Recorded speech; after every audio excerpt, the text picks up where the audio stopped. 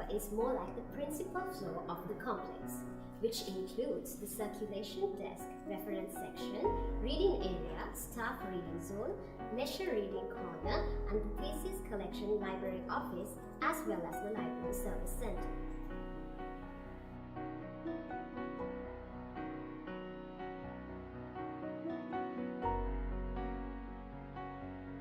The Learning Center here promotes the self-service concept, allowing you to do your work independently with the Learning Center. Advancing from the former library system, the Learning Center is also equipped with an RFID security system which improves the flexibility within the complex. Moreover, the self-check machine also allows the users to manage their books by themselves.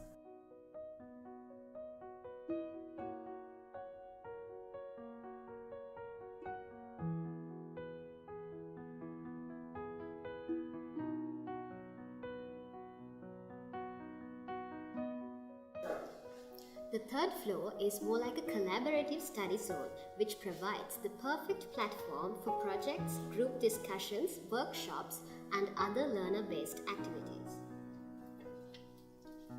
A library skill lab is also incorporated in this floor, which supports user-preferred arrangements and is equipped with e-boards and other technological equipment to provide a comfortable learning space.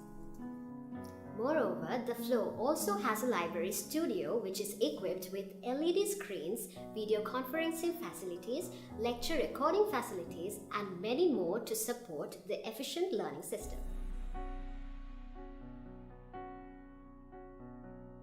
The fourth floor is an interactive study zone which includes a e-resource center alongside a self-study carrel. The e-resource center consists of computers, projectors, and e-boards. The ground floor provides an open study area for the users with a seating capacity of around 80 and a photocopy center. The newest addition to the library system is the exclusive coffee shop, so you've got the perks of relaxing and enjoy a warm cup of coffee as you work in the study area. The fifth floor is an adjustable space, which is more precisely a multi-purpose floor with 300 seating capacity.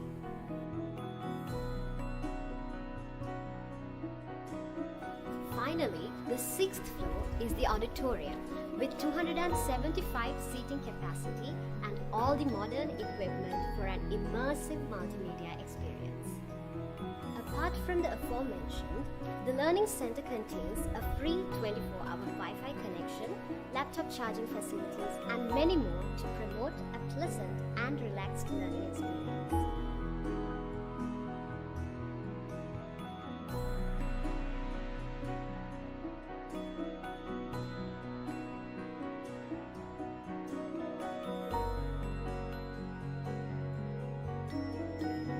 With all these transformations, the students have been given an amazing opportunity to experience the modern academic systems in their learning period at the Faculty of Science, University of Colombo. Thank you for joining us on the tour.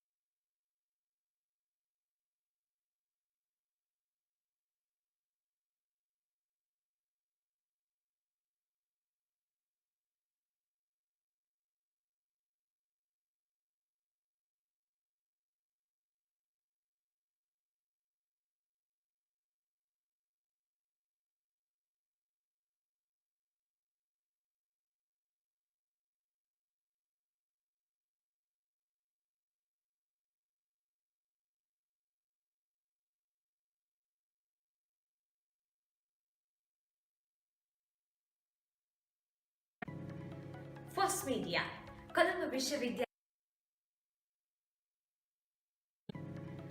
FOS Media, Colombo විශ්වවිද්‍යාලයේ විද්‍යාපීඨීය නිල මාධ්‍ය ඒකකය 2012 වසරේදී සිය ප්‍රථම පියවර තබන FOS Media විද්‍යාපීඨයට පමණක් සීමා නොවි එදා මෙදා තුළ විශ්වවිද්‍යාලය තුළ ප්‍රමුඛතම මාධ්‍ය ඒකකයයි.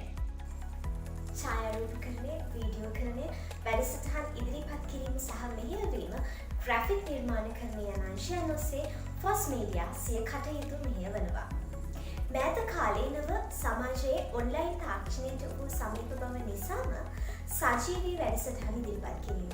එහෙමත් නැත්නම් ලයිව් ස්ට්‍රීමින් යන නව මාවතද FOS Media සමාජිකාවන්ට නවම අත්දැකීම් රැසක් සමීප කරවන්නක් බවට පත් වූවා. විශේෂයෙන්ම කොළඹ විශ්වවිද්‍යාලය තුළ පවත්වන්නා වූ ප්‍රමුඛතම උත්සව සියල්ලන්ටම වාහේ නිල මාධ්‍ය ආවරණය ලබා දීම සඳහා වාග්ය වන්නේ FOS Media වලටම පමණයි. උදාහරණ වශයෙන් විශ්වවිද්‍යාලයක වැදගත්ම සහ ප්‍රමුඛතම උත්සව කටයුත්තක් වන උපාධි ප්‍රදාන උත්සවයේ නිල සජීව විකාශය ලබා දෙන්නේ FOS Media මාධ්‍ය ඒකකය මගින්. මේ සියල්ලන්ටම අමතරව ඔබේ නිර්මාණශීලීත්වය අගයන්න FOS Media තුළින් අපූර්ව තෝතැන්නක් නිර්මාණය කර තිබෙනවා. නිල බ්ලොග් පිටුව සහ FOS Focus හරහා ලියන කියවන මේ හැම දෙනාටම දැනුම බෙදා හදා ගන්නට අපූර්ව අවස්ථාවක් නිර්මාණය වෙලා තියෙනවා. සරසවි මතක එකින් එක එකතු කරන්නට, සහෝදරත්වයේ සොඳුරු බව අත්විඳින්නට මේ හොඳම තැන. සතුට, මිතුරුකම, ආදරය, සහෝදරත්වය පිරුණු FOS Media අපේ ශක්තිමත් පවුලක්, ආදරණීය පවුලක්. ඉතින් FOS Media පවුල සමග එකතු වන්න නවක ඔබටත් ආරාධනා.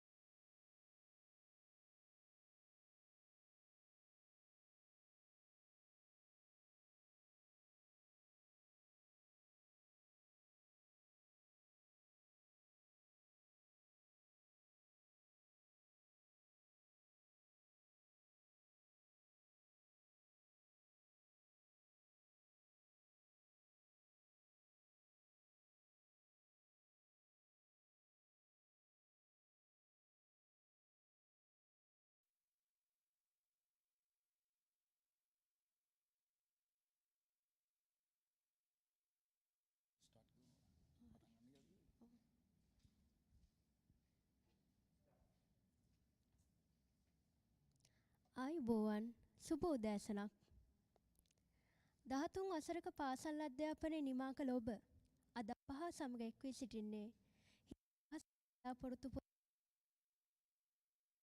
ඒ බලාපොරොත්තු සියල්ල සාර්ථක වේවායි ප්‍රාර්ථනා කරමින් කොළඹ විශ්වවිද්‍යාලය FOS Media විසින් ඉදිරි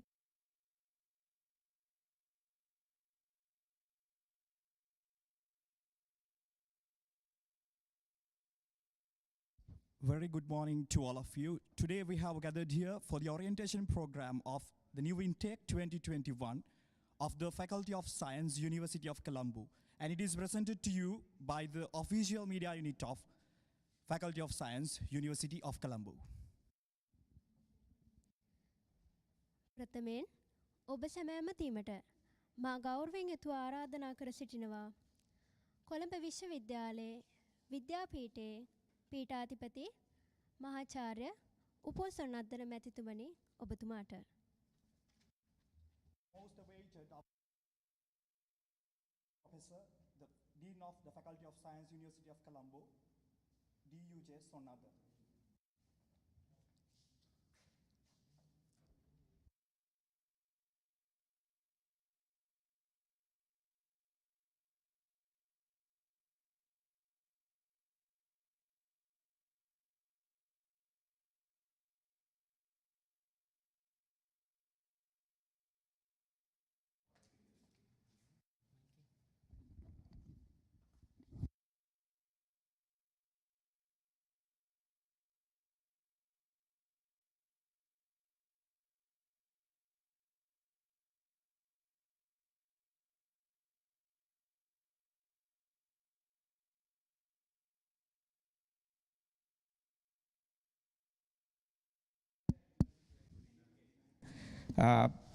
Under the free education, you have limited places for you to get selected to get opportunity to do higher education at Colombo University.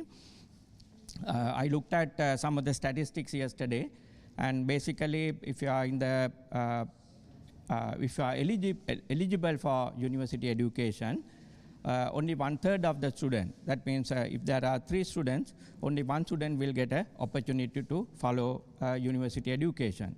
So this may be much smaller for sciences compared to other areas. And so A-level is a very difficult exam, and you should be happy. I mean, I must congratulate even the parents for helping you to make this achievement, because A-level is a very difficult exam, especially in the science stream. And if you look at the Colombo University, after medical and engineering, first preferences very often come to the Colombo University. Let me talk about a few minutes about the Colombo University, especially science education. If you look at the university education, the history of university education, Colombo University, we have our roots going back to the establishment of Ceylon University College in 1921, which is 100 years. Last year we actually celebrated, last year was our centenary year. So 100 years ago, situation was quite different. I believe the students were basically invited from certain families to come and study at Colombo University, or the Ceylon University of College at that point. So science faculty, it was established only in 1942. So, but that was the oldest faculty if you look at in the university system for sciences. The second faculty, science faculty, was established in, I believe, in Peradeniya in 1962. So it's 20 years after establishment of the science faculty at Colombo. So we have a rich history, and if you look at the faculty, the resources we have about 100 PhDs working in the faculty, so you can get a very good education here. And we have a large number of programs. If you look at our undergraduate, we have 2,500 undergraduate roughly studying at any given time here. And master's degrees, we have about 300 students. And also higher degrees like research degrees, PhDs and MPhil, you have about 150 students. So this is a large faculty compared to, of course, there are other faculties in the science faculties in the university system, like Peradeniya. Compared to us, they are also doing quite well. And we have a large number of programs. We have 30 programs we offer. So when you, today's discussion is also important. And next few days, we have organized a couple of more programs. They are also important for you to understand what we offer. So this is an opportunity for you to learn what we offer and then see what you can take. So few points about before I hand over the mic to the next speaker. Now, when you look at it yourself, you are a young adult. When I say young adult, because you must be around 20 years of age now. You are adult, but you don't have experience. So very first time, you might have to take decision by yourself. Very often when you are in the school, parents used to advise you what to do, at least some of you. But in the university, it's very different. You have to take your own decisions. Remember, few things are important. Today, in addition to study, your academic work, you need to know English and IT are two important things. So you have to learn those things.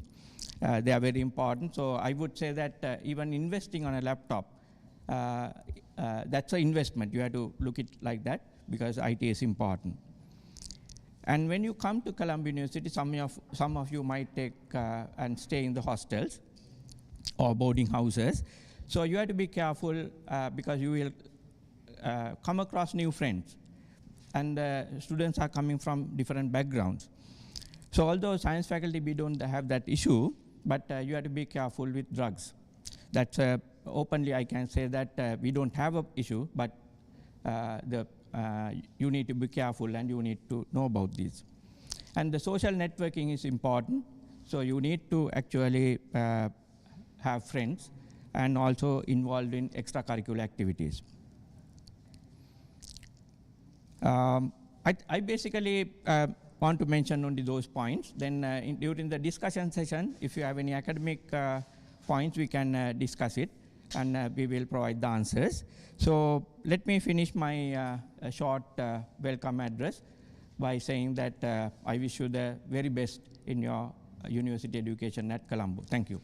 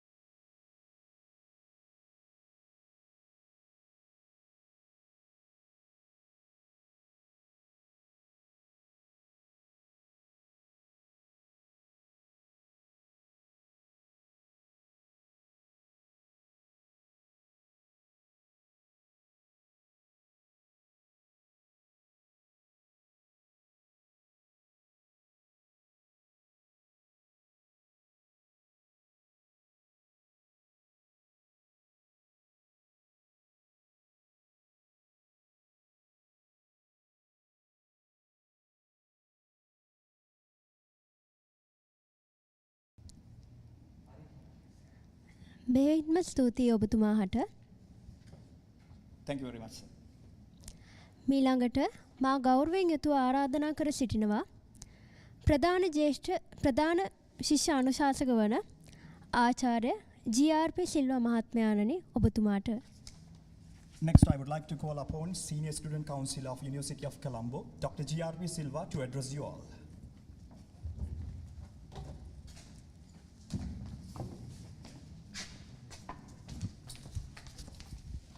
Thank you very much.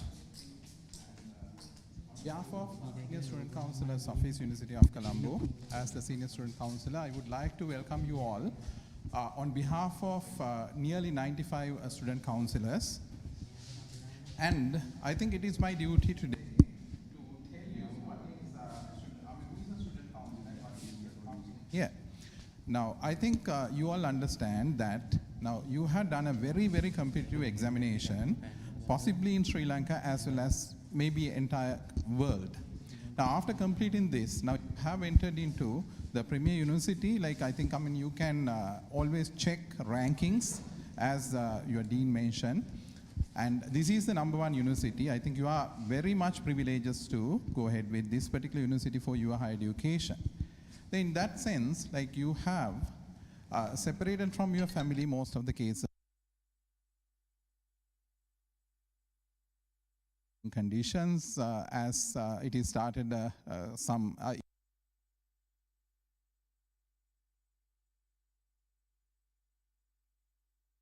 then you had to stay in hostels, you had to develop new relationships. Now through with City of Colombo. In that sense, if you have any kind of a problem, any kind of issue, as senior student councillors involved in department, every faculty, we are obliged to help you out in order to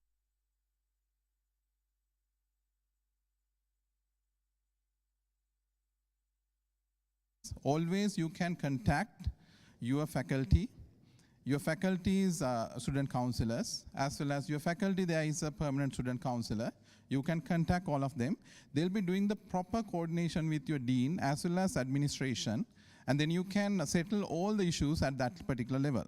Then if you have any other concerns, then you can always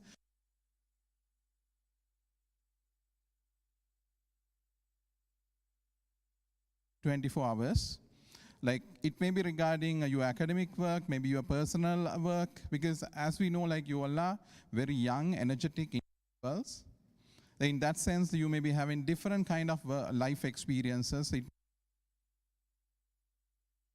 relationships. If you have any kind of a issue relating to any of these, let's say, if you lost in Colombo, even that you can contact us. We'll guide you. And also, office, there are marshals. Because now this is a state university, state organization, and part of education, there are things called discipline, ethical conduct. Then, now this is a very vibrant kind of environment where social media and all other different types of relationships like going around you. Then in that sense, you have to comply with all the rules, regulations, which are highlighted by UGC, as well as separate institute. We have our own guidelines, behavioral corrections and all. Then you have to comply with this. That is why, because you are going to be an ambassador of this wonderful institute, of them have like established and developed the image of University of Colombo. Then and take. Now, with all these things, now as university, as Sri Lankan education system, what we are expecting is a holistic learner and completely developed graduate. In that sense, like you have so much of opportunities. Understand this is Colombo. Inside the university as well as outside the university, there are ample amount of opportunities for you to develop yourself. Then if you need any information, it may be regarding sports, it may be regarding hostel facilities, it may be regarding library, it may be in terms of maybe performing arts, or anything, like we will help you out. Contact your department as well as faculty, student councillor with immediate effect. If there is any lapses, just contact us, we will help you out. With that word, I would like to wish you all the very best for next couple of years with us. Don't worry, you can come over here. This is any kind of a violence or ragging free environment. We guarantee that. You can get further details from your dean. And with no fear, you can continue with your education at University of Colombo. Thank you so much. Good luck.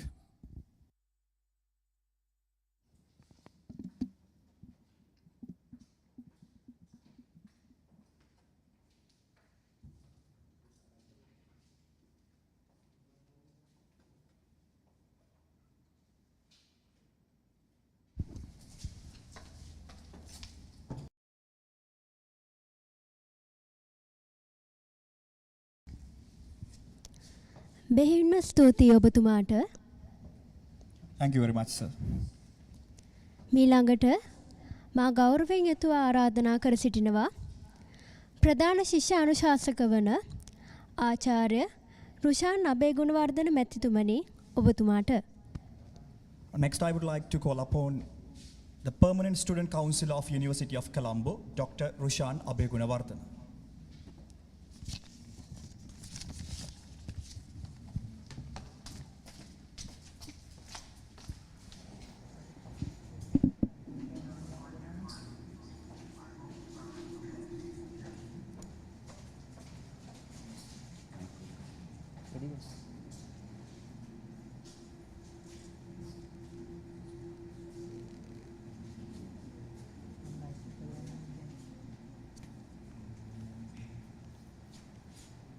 We have a counseling program.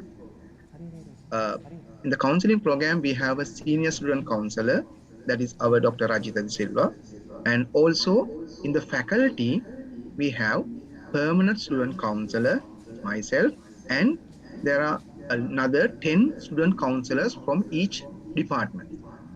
So you may belong to the mathematics department, statistics department, chemistry, physics, and every department, there's a 1 or 2 student counselors. Now, I want to say something about the role of these student counselors. So as a student counselors, what we are trying to do, we will help our students to do their academics works in a peaceful mind. So as Dean sir mentioned, and also Dr. Rajitha mentioned, some of you are coming to the University of Colombo at the first time in your life. So you may have to stay in the boarding places or hostel or some another place, your relatives' house. However, that may be the first time you're going to stay away from your family members. We know that although you are 20 years old, right, you are small, right, because you don't have a lot of experiences. Even you didn't use your vote in the Sri Lankan elections. I know that one because we didn't have an election to make your votes. Most probably in the very recent election, you are going to vote. That means that you are going to consider as a Sri Lankan citizen. So although you are here, you don't have a lot of experiences, and also you may stay at the first time, you may stay away from your families at the first time. There may be, due to that, there may be some personal, psychological, and there may be other kind of issues. So at that time, if it is possible, you can contact your family members. Family members will help you. They will talk to you. If not possible, then you can talk to us. We have a lot of experiences. I'm serving as a senior permanent student counselor at the 4th year. And also I served as a temporary student counselor in about another 5 years. This is my 9th year as a student counselor in the faculty. So we have a lot of experience of dealing with the many issues. So you can talk to us, not only the personal or psychological issues. So there may be some problems, sometimes say financial issues, and we can help you as much as possible. But I can't give money to every student, but we can try to help you and we can guide you to solve these problems. And as Dean sir mentioned, is very important. This is Colombo, the capital of the Sri Lanka, and this is the Colombo 7. University of Colombo is located in the Colombo 7. Therefore, the land cost and also the cost of living is very high when you compare it with the other areas and other villages. So you should be able to manage yourself. Sometimes it's not possible and not easy to find out a good boarding place for a cheap price. Sometimes you have to spend a large amount of money, and then you have to find out good places. And also as a university, we cannot provide hostel facilities to all the students. So we have only limited hostel facilities in Colombo University. So what we are going to do on the first priority basis, we will give these hostel facilities. We will consider the family income and also distance from the home to the university. By considering many facts, we will select some students and we will provide the hostel facilities to them. In addition to the hostel facilities, you have some other programs, Mahapola Scholarship Program and Bursary Program. you can apply this Mahapala scholarship and also bursary program, and you may get some small amount of money to cover your education cost. And at the same time, some departments, and there are some well-wishers, they are offering some scholarships, some money to the students. And if we found that some students are very necessary, they need some money or financial assistance, and then we can direct you or we can help you to overcome these problems. And the next thing, as Dean sir mentioned, a computer, that is IT knowledge, and also English knowledge is also very important.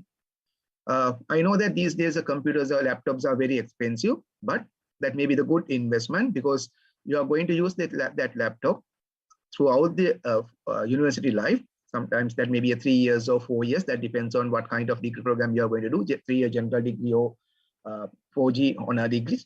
So then you can use that laptop. That may be a good investment. And also you're getting a lot of new friends. There may be good friends and also bad friends, right? So you want to identify these people. You want to recognize their characteristics. You have to work with them.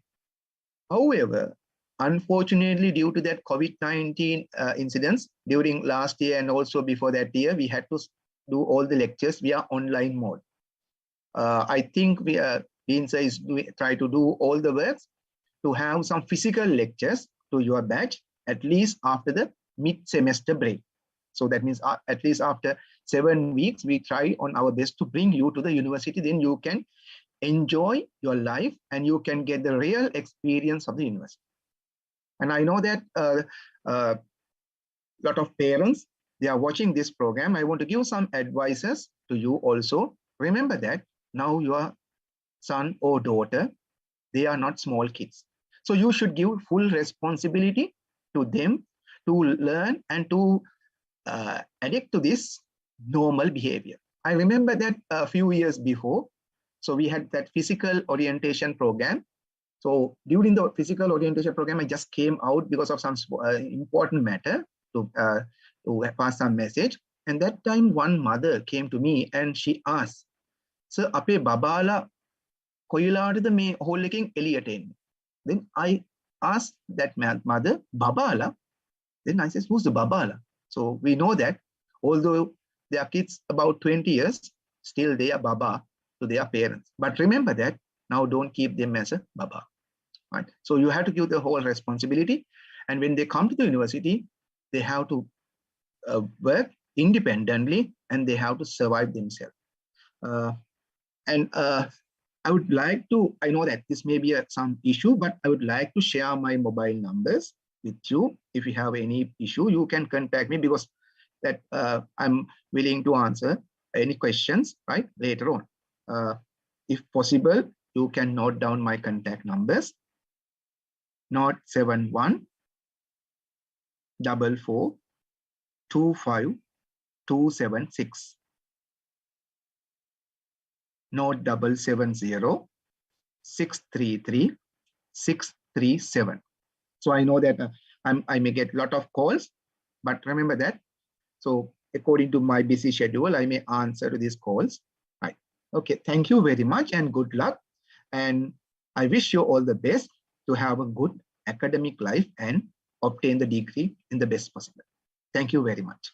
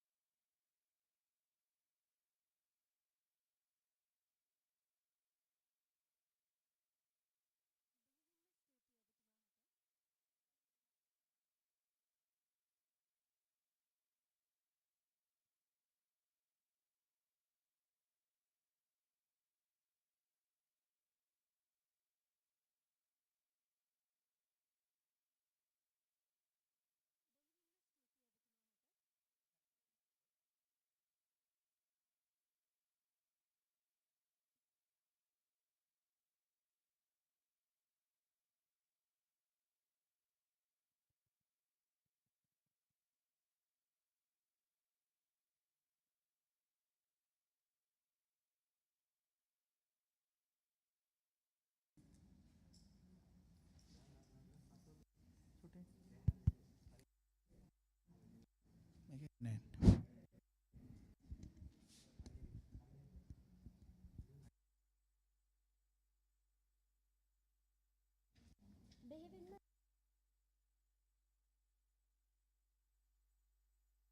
තිබෙනවා නම් සැසිය අවසානයේ YouTube සැසියේ comment section එකේ වෙත යොමු කර ඇති Google form මාර්ගයෙන් අප වෙත යොමු කිරීමට ඔබට අවස්ථාව ඇත.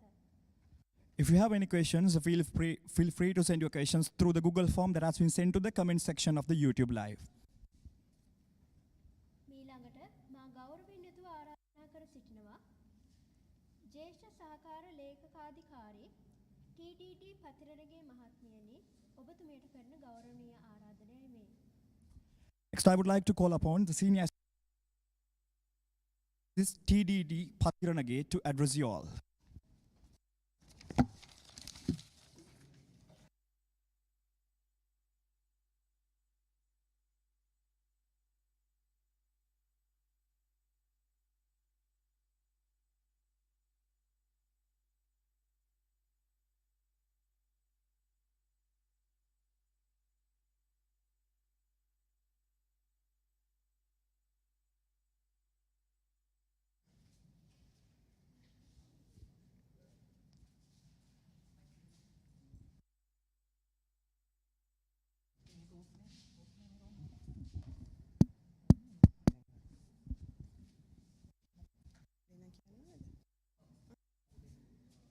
Thank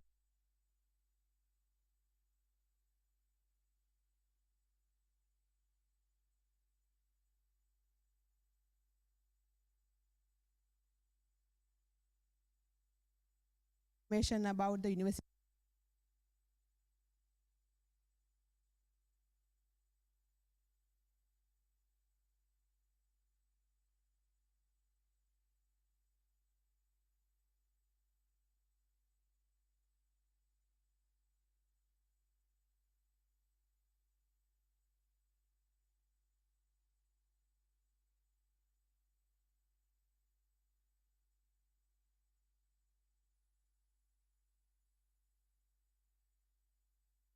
Any assistance regarding registration information, timetabling, and course selection.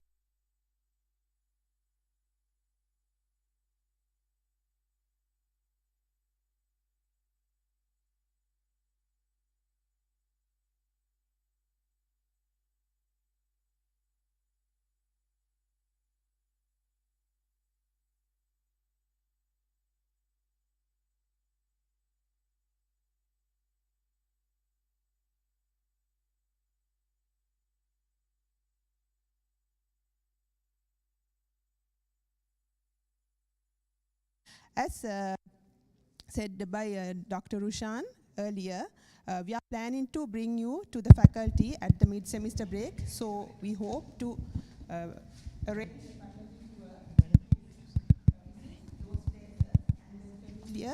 with those places. Further, it is very much important to refer to all notices and access to the academic. Then you can get some idea about your lecture times, semester breaks and examinations. And also we are planning to put up the timetables of the first year during end of this week. So you can refer to that and get some idea before you attend into the online lectures. Further, also we are planning to send you some Google forms to get some information about the sports activities, and so you can comply for the instructions and fill those Google forms. So Dean's Office of the Faculty of Science, you need to coordinate with each and every moment, because you might get some problems or issues regarding matters of the academic and other activities. So I wish you all the very best and fruitful future. Thank you.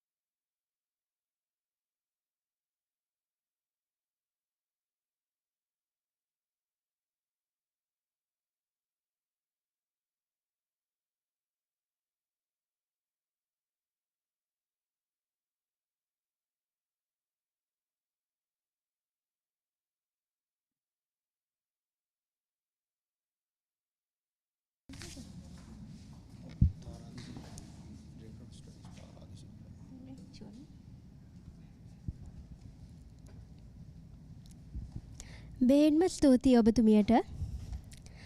මීළඟට මා ගෞරවයෙන් යුතුව ආරාධනා කරනවා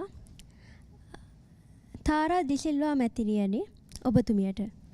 Next, I would like to call upon Professor Thara De Silva to address you all.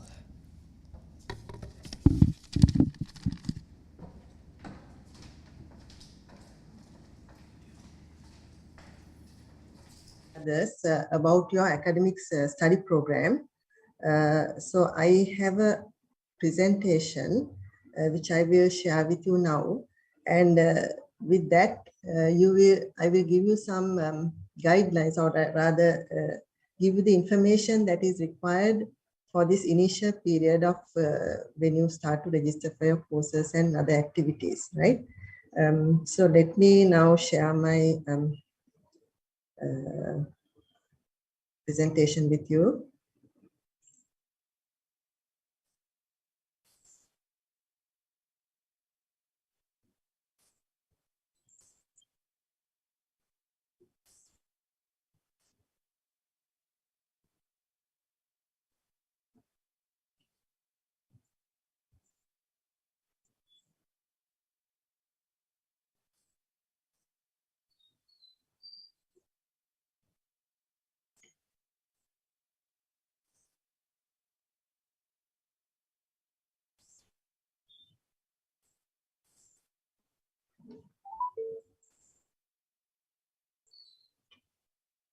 Okay, is the screen visible now?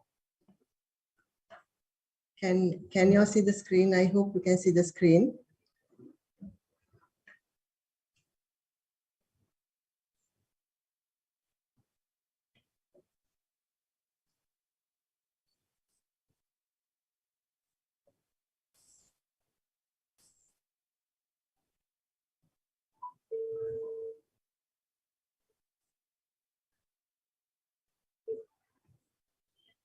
Okay, okay.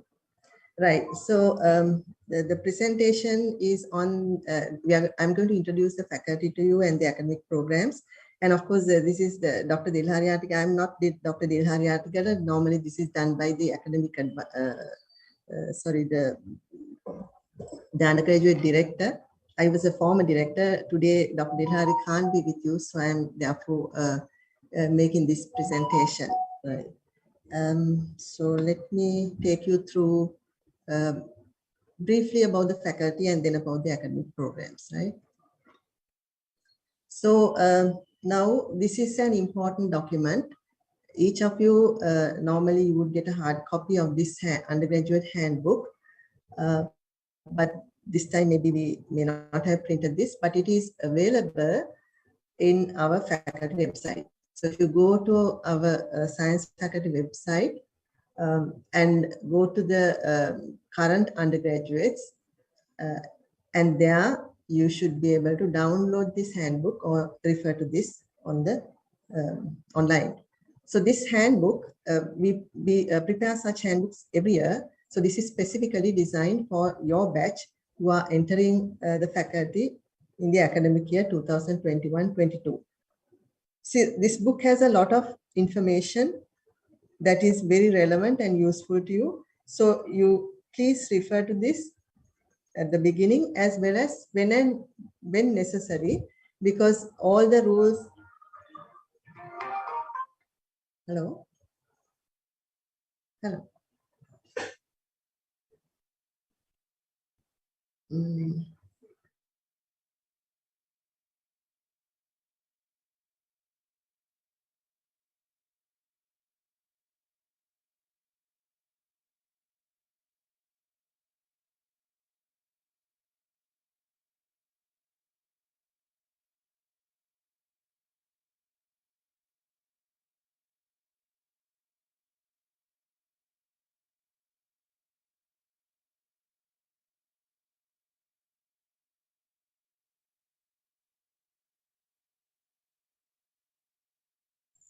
Sorry, there was an interruption because I heard that the screen was not being shared properly. Okay, so to get back to the handbook, so this is an important document. So if you go through this, you will find the initial pages giving the vision of the faculty, its mission, and the honor code for the students, and there's a message from the Dean and the Director Undergraduate Studies, and also some graduate profiles. Now, graduate profile is a set of attributes that we expect a student who follows our programs when they finally graduate to have, possessed. So, and a brief introduction to the Faculty of Science. I think Dean also talked to you about our faculty and the fact that it's the oldest science faculty in the university system. As he mentioned, that we just celebrated our centenary last year. So it's a very prestigious faculty, and I think you're lucky and to be here, and we all welcome you to make the best use of the facilities that we have in the faculty.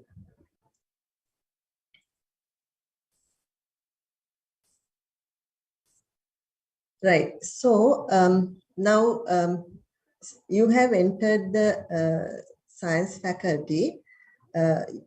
For A-levels, you would have either done biological science or physical science. Now, those who have done biological sciences in the A-levels would enter the faculty either as the bioscience intake or through the biochemistry and molecular biology intake, which we call a direct intake. Then students who have done physical science for the A-levels will enter the science faculty through the physical science intake, or again, there's another direct intake, as we call it, which for the program Industrial Statistics and Mathematical Finance. So therefore, in the faculty, in your batch and also in other batches, there are 4 groups of students. Right? Now, these students, all of you, altogether, there are about at a given time, there are about 2,000 students in the faculty, and the faculty has academic departments, 7 of them: the chemistry department, the mathematics, the physics, plant science, nuclear science, statistics, zoology, and environment science. Now, these are the academic departments which will offer courses for you during your undergraduate degree program.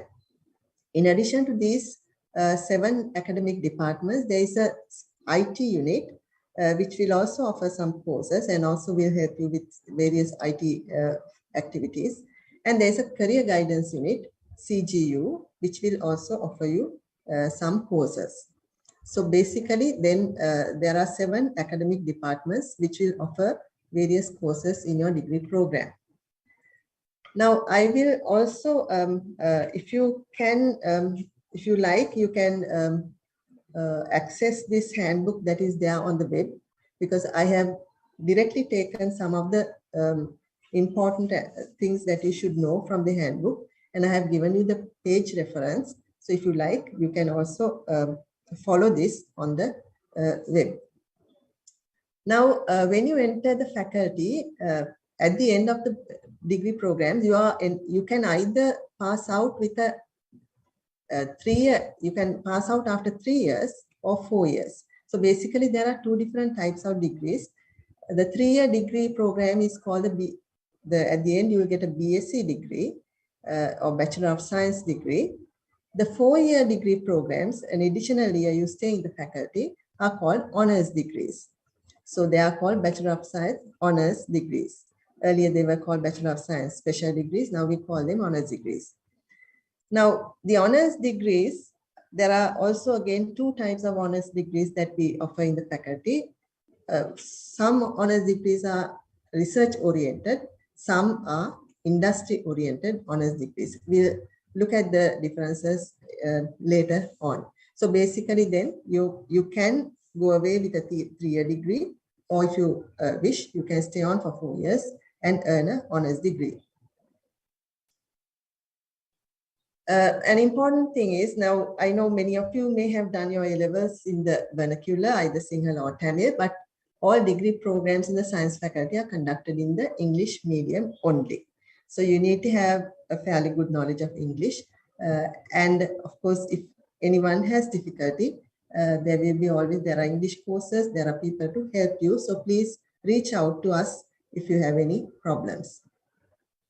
So the 3 or 4, the degree program, the years are identified as level 1. So you're entering level 1 now, or the first year students. and then you will progress on to level 2, level 3. You may graduate or you go on to level 4 to earn an honors degree. Whether you are going to go for a 3-year or a 4-year degree, the maximum period that is allowed to complete your degree is 6 academic years from the date of first registration. So if you're registering this year, you have time, a maximum period of 6 years, whether you do a 4-year or a 3-year degree. 6 years means 12 academic semesters. So beyond that, if you delay for whatever reason, it is very unfortunate, because then you will not be able to graduate. So please bear that in mind, so that you concentrate on your studies, as well as other, although you will be engaging in very many other activities, please do not put this aside, because this is a rule that is strictly implemented in the faculty and the university. Right, so now I will just briefly tell you about the structure of our academic program or the calendar. Now we divide our academic year into 2 semesters. Now in schools you may have 3 terms, but here we have 2 semesters, and normally each semester will have 15 weeks. We will slightly tweak this or change this depending on the circumstances. Now we are in unusual times, so we may change this slightly, but in general, that is the structure. So you are now just beginning after the orientation program, you will start the semester 1. So the 15 weeks of the semester is broken down like this. The first half of the semester will run for 8 weeks. Then we give you 1 week break, which we call the mid-semester break, and complete the semester by running another 7 weeks of academic work. So that finishes the academic work for semester 1, and you are provided with 1 week of study leave. And then the courses that are completed in semester 1 are examined at the end of this, and examinations for all the courses will spread over, generally over 4 weeks. After the exams, you will get a 3-week break as a vacation. So after the break, then you will start the second semester, again basically the same structure, except that you have a longer vacation. So that is how the academic year is structured into 2 semesters. Then about now the subjects and the academic departments. Now, like I mentioned, there are 7 academic departments in the faculty which offer various types of courses and subjects. Now, these 7 departments will offer 15 main subjects to you. And a main subject, now these are terms that we use. So the main subject you can identify by usually a 2-letter code. Now, for example, if you take the chemistry department, it offers you 3 main subjects. It will offer you courses in chemistry, biochemistry, and molecular biology. And how do you identify these courses? The 2-letter words. The chemistry course will always have the CH in front. Biochemistry courses BC and molecular biology MB. Similarly, in mathematics, they offer 4 subjects: applied maths, pure maths, financial maths, and management science. Then nuclear science, 1 subject, physics 1 subject, plant sciences 1 subject. It's BT because earlier plant science was botany, so that's how the abbreviation is BT. Statistics is offering 4 subjects, zoology is 2 subjects. And in addition to these 7 academic departments, the University of Colombo School of Computing also offers courses to the science faculty students on the computer science. So you can also have the opportunity to take CS or computer science courses for your degree program. Now, you have the main subjects offered by different departments, and your degree program is based on a course unit and a credit rating system. Now, what do we mean by course units? Now, we have main subjects. Now, individual courses within the main subject are referred to as courses or course modules or course units, right? So those are small packets of courses that are offered by a particular department under a particular main subject. So these, I'm telling you this so that when you hear of these or when you come across these terms, you become familiar and you will know what to select and what to take. So there are different types of course units that appear. You can see this on page 10 of your handbook. So now we have said course units. Now course units are again basically of two types. We have the academic courses and we have another type of courses which we refer to as enhancement courses. Now enhancement courses are the courses that are offered by maybe, for various other extracurricular activities. So you're expected to take some enhancement courses also to complete your degree. Now the academic courses are again subdivided, or we call them either compulsory courses or core courses or electives. So compulsory, as the name implies, if you're in a particular program and if for that program, if a course unit is made compulsory to you, obviously then you have to take it. So compulsory courses will give you basic and essential knowledge in a subject stream or subject combination. Then we get what are called core courses. Again, if you are in a particular degree program, a department may identify certain core courses. And you may have to take those also. So you can, I'll explain this later more clearly by showing you the course catalog. So these core courses offer you basic and essential knowledge in a particular subject. Then we have another type of course, which is the elective courses or optional courses, which you may or may not take. It is your preference to either take them or not. So these are basically the three types of academic courses that you will come across. And in addition to that, as I mentioned, in order to complete your degree, you have to fulfill the enhancement course requirement as well.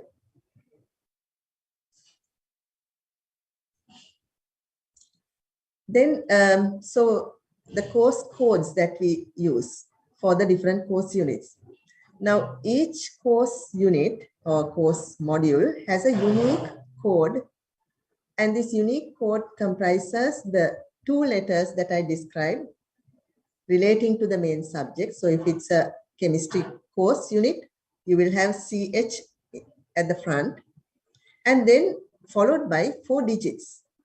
The first digit here refers to the academic level. So first year courses are all 1000 range courses. Second year courses will start with 2 and so on, right? So each individual course, therefore course unit, will have a unique name or unique code, right?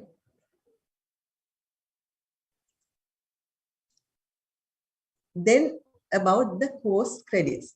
Now, I said that our programs are based on a course unit and a credit rating system.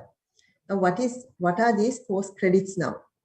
Now, each course is assigned a credit value. We assign a credit value for each individual courses. And the minimum credit value of a course that we offer is 1 credit. We don't have half credit courses, just 1 credit, the minimum. And the maximum credit value of a course in the degree programs is 8 credits.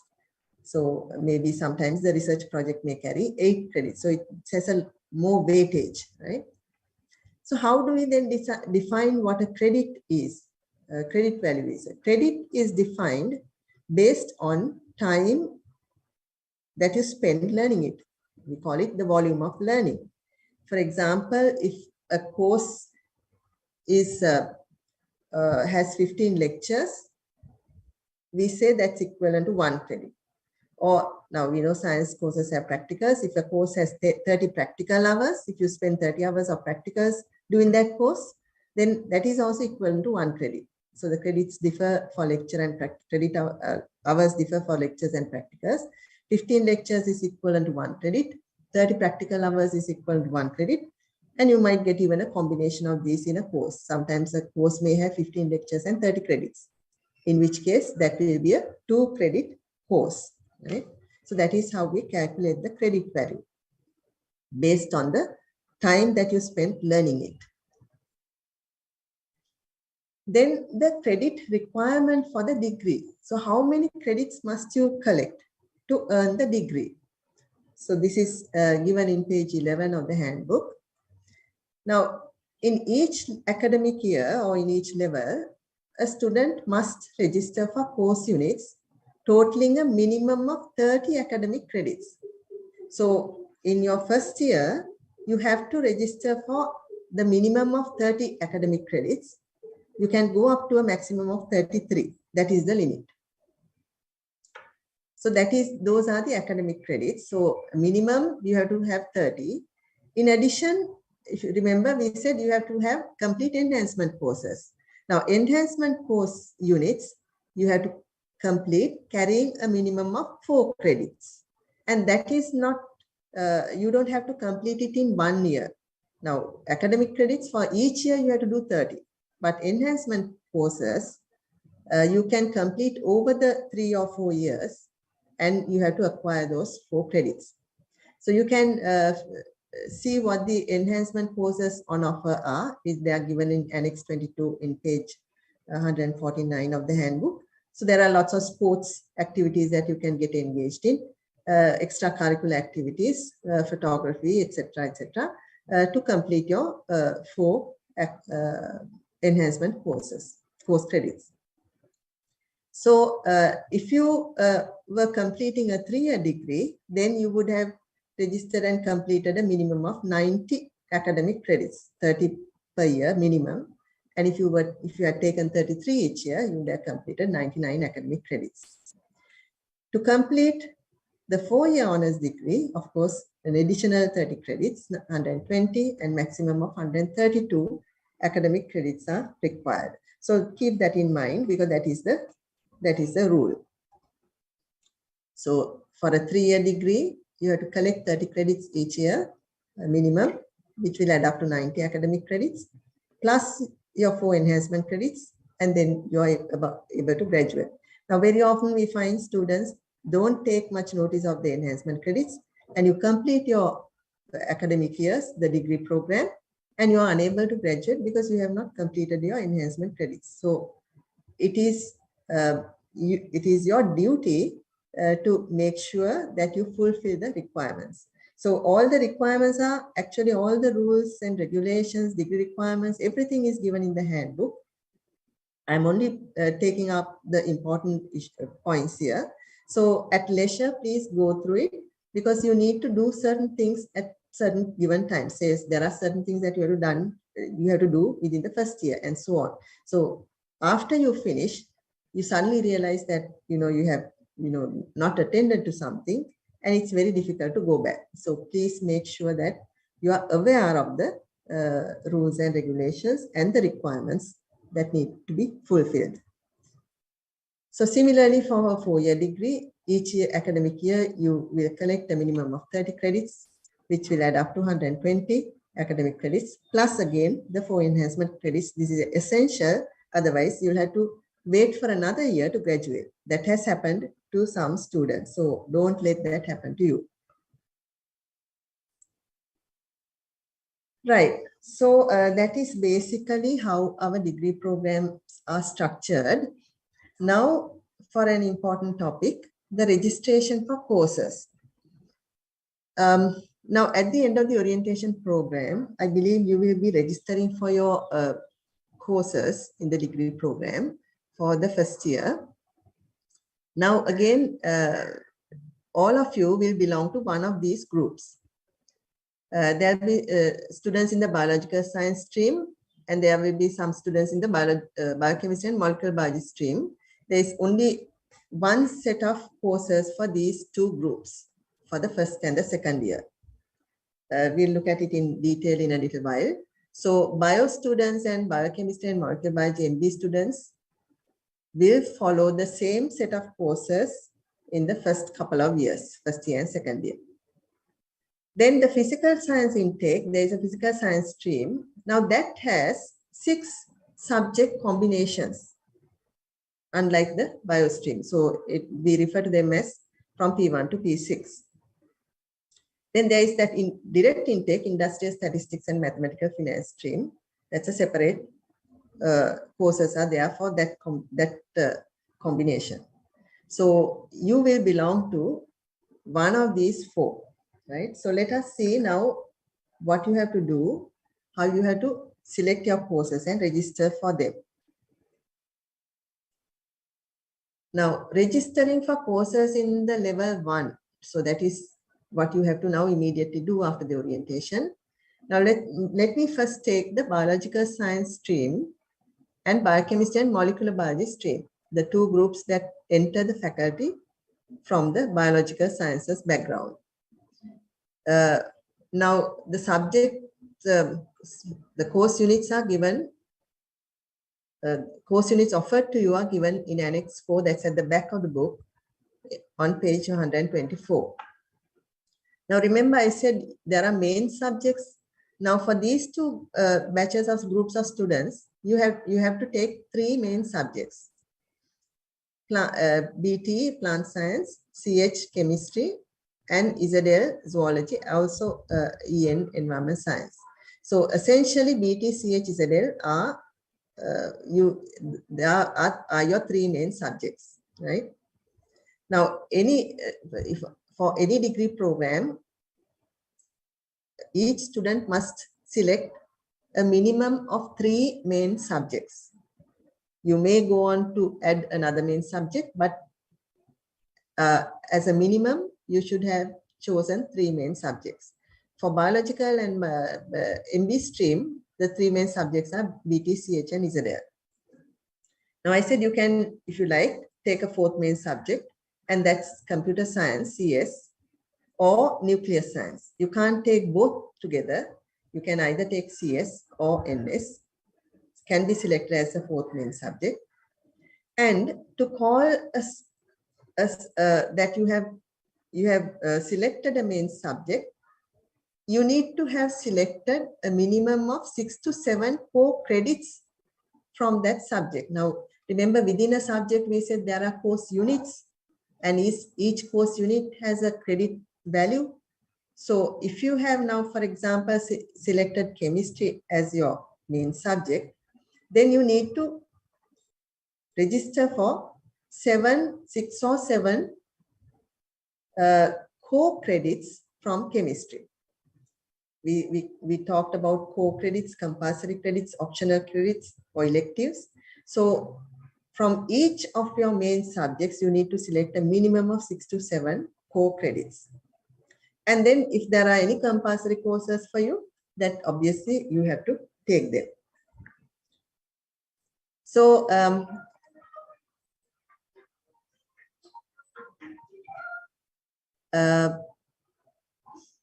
in order to make this easier for you to understand, I have sort of taken the a photograph of this annexure at the back, Annex 4.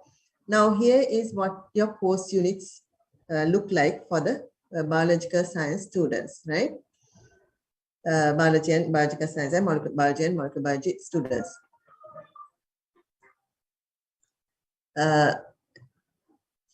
You have now, for example, 4 BT course units listed for the semester 1 and 3 listed for semester 2. Now for each course, now say BT 1011, genetics and cell biology, the credit value is given. It's 2 credits.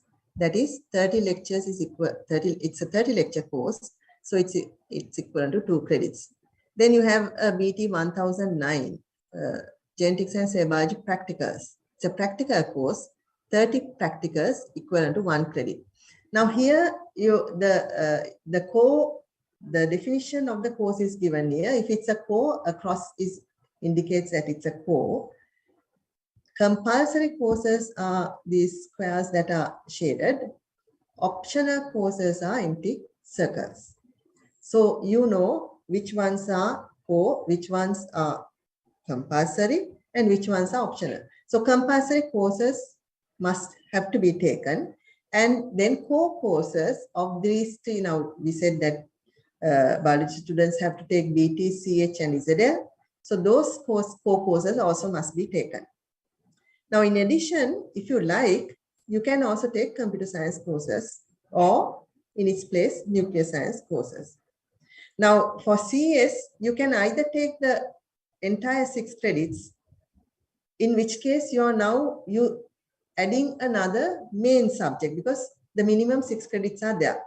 You can do that. Or you can just take only one unit, just 3 credits, in which case you have taken a course unit from the computer science, but you have not actually taken it as a subject. I hope that is clear. Now, when you're selecting your courses like this, I think there is something that you need to be aware of. Now, at the end of the second year, you have the option of doing an honors degree, going on for the honors degrees. Now, certain honors degrees have certain specific requirements. So you're selected for honors degrees at the end of the second year. But if you look here as a footnote, it's given to be eligible for the honors degree in computational chemistry, students must offer CS 1101. So unless you have done this in the first year, you cannot be eligible for this honors degree program. Similarly, if a student is interested in following the honors degree in bioinformatics, you'll be chosen for it at the end of the second year, but it says you need to offer CS 1101 and 110, both of these. So you need to take CS as all 6 credits in order to be eligible for the bioinformatics special degree honors degree program. So that is why I said carefully read the information that is given in the handbook when you're selecting your courses, when you're trying to register for the courses. So essentially then from here we see, if you take for bioscience and molecular biology and biochemistry streams, so there are basically 7 main subjects are listed. Okay, so here you can see that even AM is a compulsory for the bio stream, mathematics for biological sciences. So every student will have to take these courses, right? So 7 main subjects are listed. All compulsory courses have to be taken. So in total, there are 5 credits of compulsory courses. And then all core courses must be taken from BT, CH, and ZL. There are 7 credits provided by each department, core credits provided by each department. So that's 21. And then you have got 5 credits here, 21 credits here, altogether now 26. So you can play around with the 4, or you can go up to 7 credits to make it 33. You can fill those with either elective courses, or you can even, as I said, select the computer courses or nuclear science courses, or as you prefer, right? So these groups have to be taken, and you can then select based on your requirement to make up the 30 or 30, you can go up to 33 credits for the first level, the level 1. So that is how, so you have to carefully study the course catalog that is given at the back of the handbook in the annexes, and consider very carefully the courses that you are going to enroll in. So that is for physical bioscience students and molecular biology biochemistry students. Then for the physical science group, the physical sciences, we said you have 6 combinations to choose from. I think that is given in Annex 1. The different combinations are given at the back on page 120. Now you will see these 6 combinations. All the combinations applied maths is common. It's a common subject. But The second and the third subject can vary. Could be if you're taking applied maths, physics, and chemistry, then you belong to P1 combination, or maybe you can take applied maths, chemistry, and computer science. You still belong to the P1 combination. Instead of computer science, if you wish, you can take nuclear science. The nuclear science is available for P1 to P5, but it's not available for students who are selecting the P6 combination. So again, look at your handbook. The subject combinations are given, and the course catalog will give you the courses. So from the chosen combination, so first you select the combination. So if you're in the P1, then you select the at least 3 main subjects. Now you saw that there are 4 main subjects, CS and NS being alternatives. So there are 4 main subjects. So you can select 3 of those, or if you like, you can select all 4. And from each main subject, again, you have to select a minimum of 6 to 7 core credits. Again, all compulsory courses must be taken. So, so that is what you see in the annexes. It's Annex 1 that appears, I think, I'm not sure which, at the back of the book. So you can see now, these are the 6 combinations, P1 to P6. Now P1, if you take P1, they have physics as a main subject, chemistry, then applied maths is a main subject, but statistics is not, pure maths is not. Computer science you may take as a main subject. So wherever the crosses add up to 6 credits, you can use that as a main subject. So you can select a minimum of 3 main subjects, and the rest can be filled by optional or even core credits from other main subjects. Of course, you will see that applied maths is compulsory for across all the 6 combinations. So everybody takes this applied maths courses. So again, to summarize, there are 6 main subjects listed for physical sciences. AM is compulsory, and there are 6 credits of that. And then you can select 4 courses from 2 other main subjects, if you like, maybe 3 main subjects. And then you can, so if you select the third one, it could be, if you select the 4th one, it could be computer science, either computer science or nuclear science. So that will, so you can play around with this to complete the 30 to 33 credits. So again, read the course or go through the courses listed and make your decision on what combination that you select and what courses that you're going to register for. Then the last of the 4 groups, industrial statistics and mathematical finance stream. Your courses are given for the level 1 is given in Annex 8 on page 128. You have 4 main subjects, IS, FMPM, MS, and CS, Management Science and Computer Science. And all core courses that are marked with an X must be selected, which is 6 credits from each of the 4 main subjects. That adds to 24 credits already there. And you can fill the rest with elective courses. So 24 core credits from the 4 main subjects plus electives to make up to 30, or you can go up to 33. So I hope that is clear. I think, I mean, it may sound a lot of different courses and a lot of different combinations, but if you sit and look at this carefully, I think it will be very clear as to what each combination can offer and cannot offer. So that is the statistics ISN MA program. Okay, so this is an important note. Now, course registration is probably the next thing that you will do after the orientation program.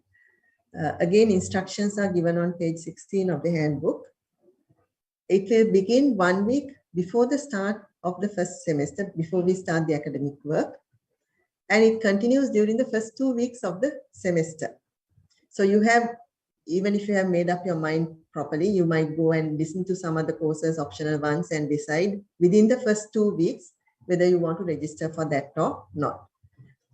However, you must complete your registration within the first 2 weeks of the first semester. You cannot let it hang over that, beyond that, right?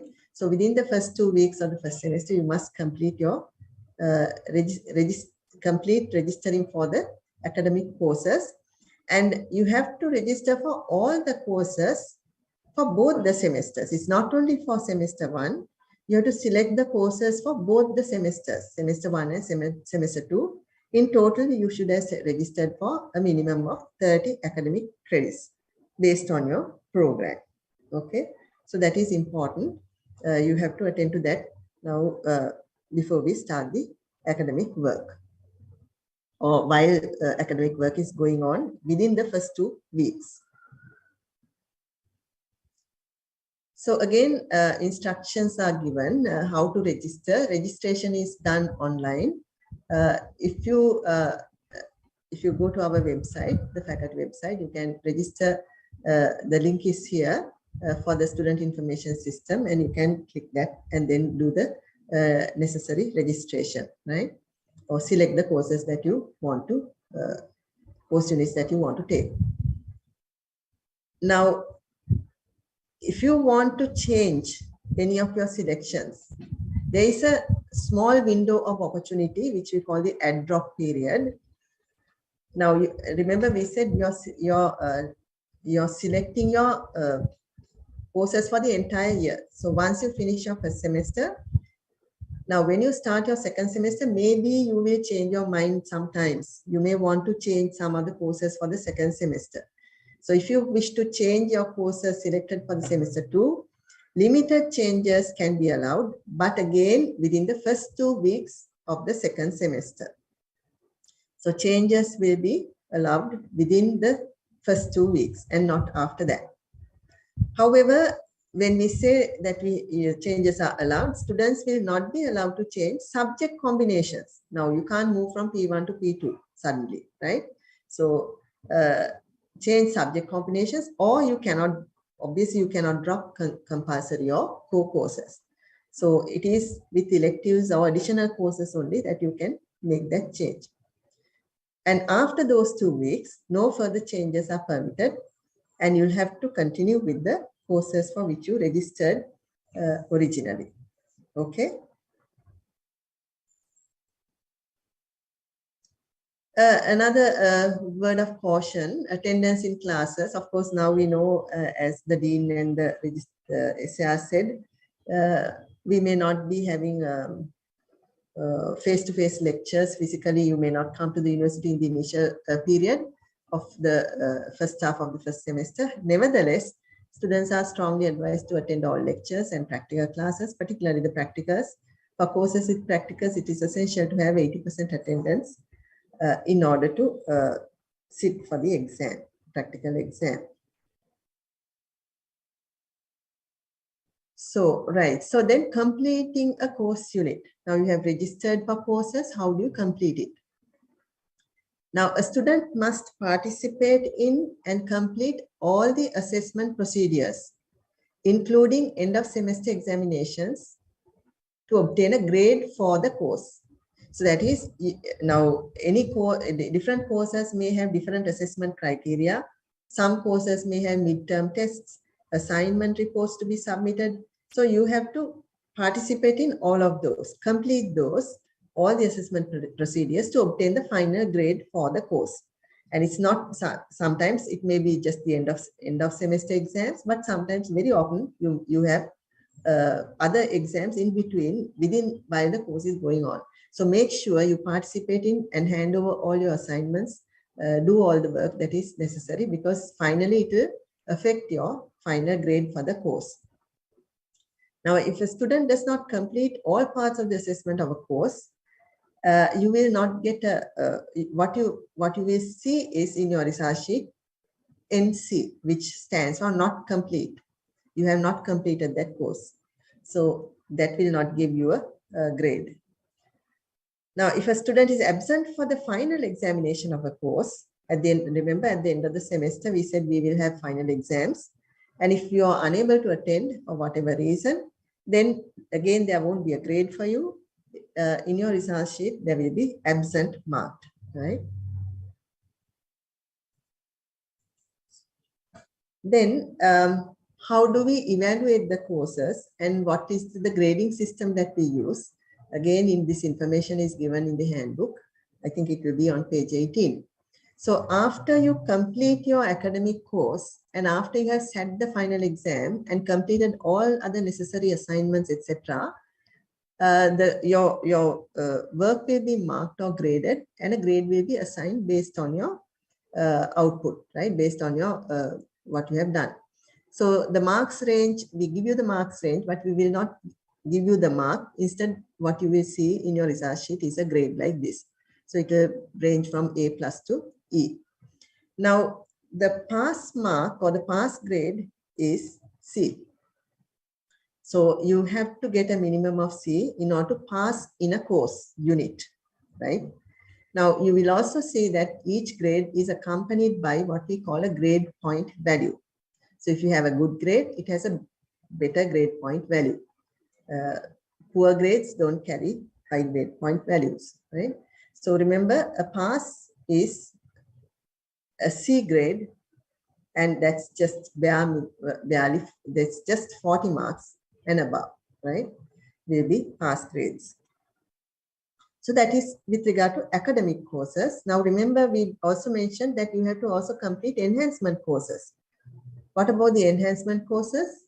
Again, you can see what the enhancement courses that are offered to you in Annex 22. Now they have a different grading scheme and different marks range. If you have done extremely well, you will get honors. Then second level is meritorious, third level is satisfactory. Now, in order to pass an enhancement course, you need to get at least a S grade or better. And remember, you need to have an S grade or better for 4 enhancement credits before you finish your degree program. Right, so those are the grading systems that we use. And now to another important thing, progressing to the next level. So more details are given in the handbook.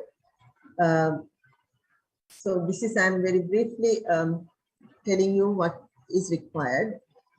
Now, from level 1, then you will move on to level 2, but that is not automatic.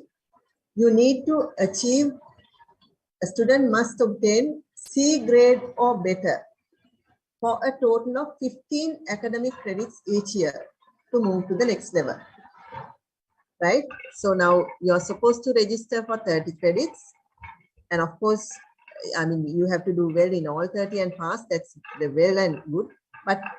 But for those who are unable to get all the pass in all the credits, at least 15 credits, C grades must be there for a minimum of 15 credits to go to the next level. Otherwise, the system will not allow you to register at the end of that year. The system will not allow you to register for the next level courses. So bear that in mind.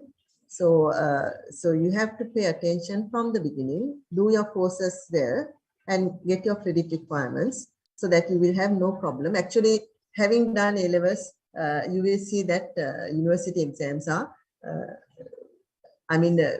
quite easy because it's, you have a lot of resources, you can read about it, you can do it, assignments. So it's not a difficult task to get a C grade in a course. So unless you completely ignore your studies. So please keep that in mind, because otherwise you will not be able to move to the next level. Now, if a student fails to achieve this minimum, he or she will not be permitted to register for the next level until this requirement has been fulfilled. So you'll have to stay in level 1 until 15 credits are satisfied. So if you fail exams, or that is if a student can repeat or resit an examination if you have obtained a grade lower than C in a course. Remember, C is the pass grade. If you have anything below C, C minus and below, then you can repeat it. But if you have a grade C or above, then we don't allow you to repeat such courses, past courses, right? Now, a student must take the repeat exam at the first available opportunity. What do we mean by the first available opportunity? Now, we conduct exams annually. So if you have to repeat a first semester exam, it will be available to you in the next year, right? So you have to repeat it with the next year, first year students, right? So you have to take it at the next first available opportunity unless there is a valid reason like an illness. So if you fall sick next year also, then you must submit a medical certificate. Otherwise, you have to take that first opportunity. So in any case, only 2 repeat attempts are allowed. However, you are not allowed to repeat a paper for more than 2 times. So first attempt, then 2 repeat attempts. After that, if you don't pass it, you'll have to have that bad grade in your transcript. Then another important thing, this is something that we find that sometimes students fall ill during the period of the examination. Remember, we have end of semester exams for 1 month, and supposing you fall ill during a paper or you are unable to come because of sickness, then you have to submit a medical certificate. Otherwise, it will simply go as absent if you do not submit a valid authenticated medical certificate. This is very important. So please refer to this. Details are given on how to submit a medical on page 91. Read carefully. Rules regarding submission of medical certificates, if unable to sit for theory or practical examinations, are given on page 91. It is very, very important to read the rules carefully and abide by these, because if you fail to submit a medical certificate within the stipulated time, you will be considered as having been simply absent for that course. Just give me 1 minute.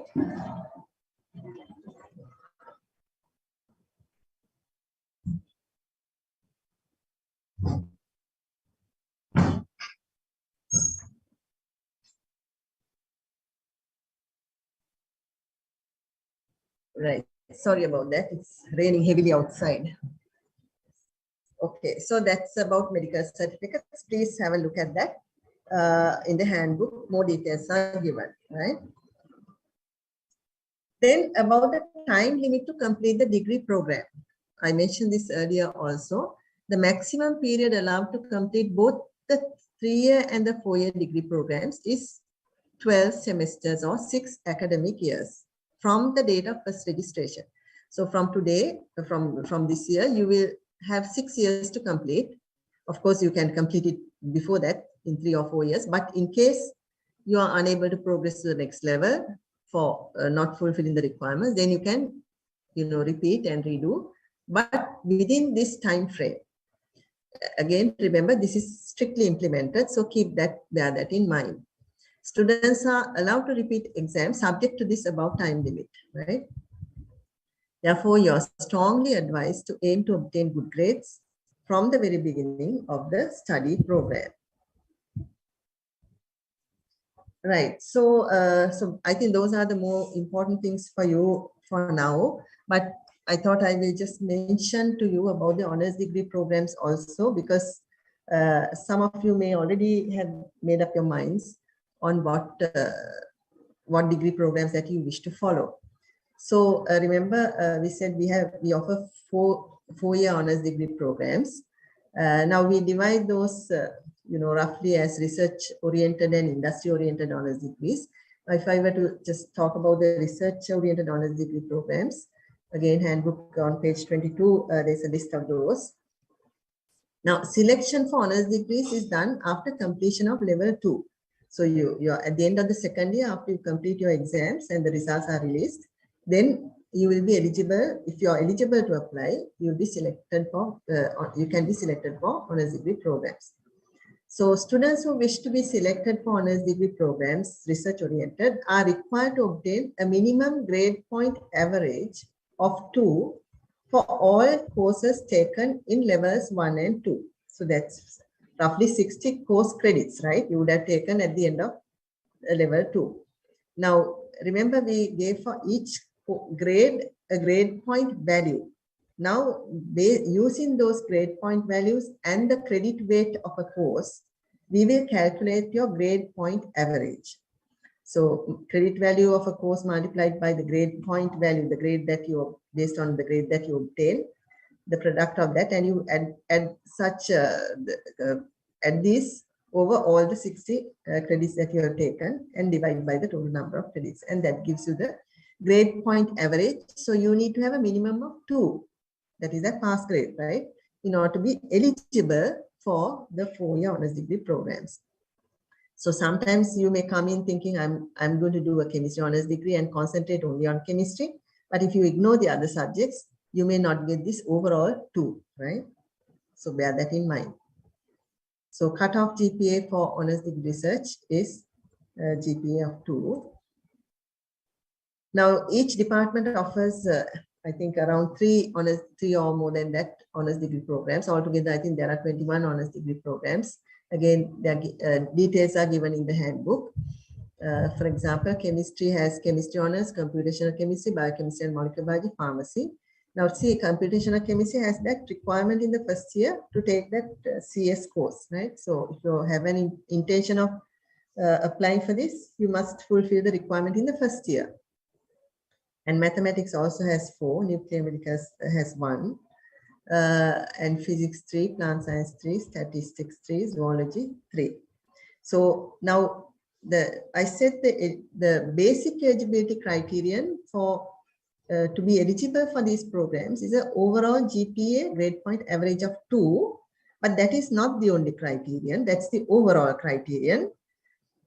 Each program will specify certain other requirements.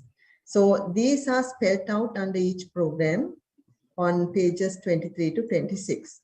Right? So again, if you have any interest in a particular program, read those carefully, the requirements, because otherwise when you come to the end of semester year 2, you may suddenly realize that you have not got the eligibility requirements to apply for that. Right? So that is why it is important to go through this handbook very carefully. Right, so that is research-oriented honors degrees. Then we also have what we call the industry-oriented 4-year degrees, or honors degrees. And again, that selection is done at the end of level 2. And students who wish to be selected for honors degree program industry-oriented are required to obtain a minimum GPA of 2.5 in courses taken in levels 1 and 2. Now, here, earlier it was GPA of 2, but here 2.5. But remember, in research-oriented honors degree, there will be more strict criteria applied by individual departments.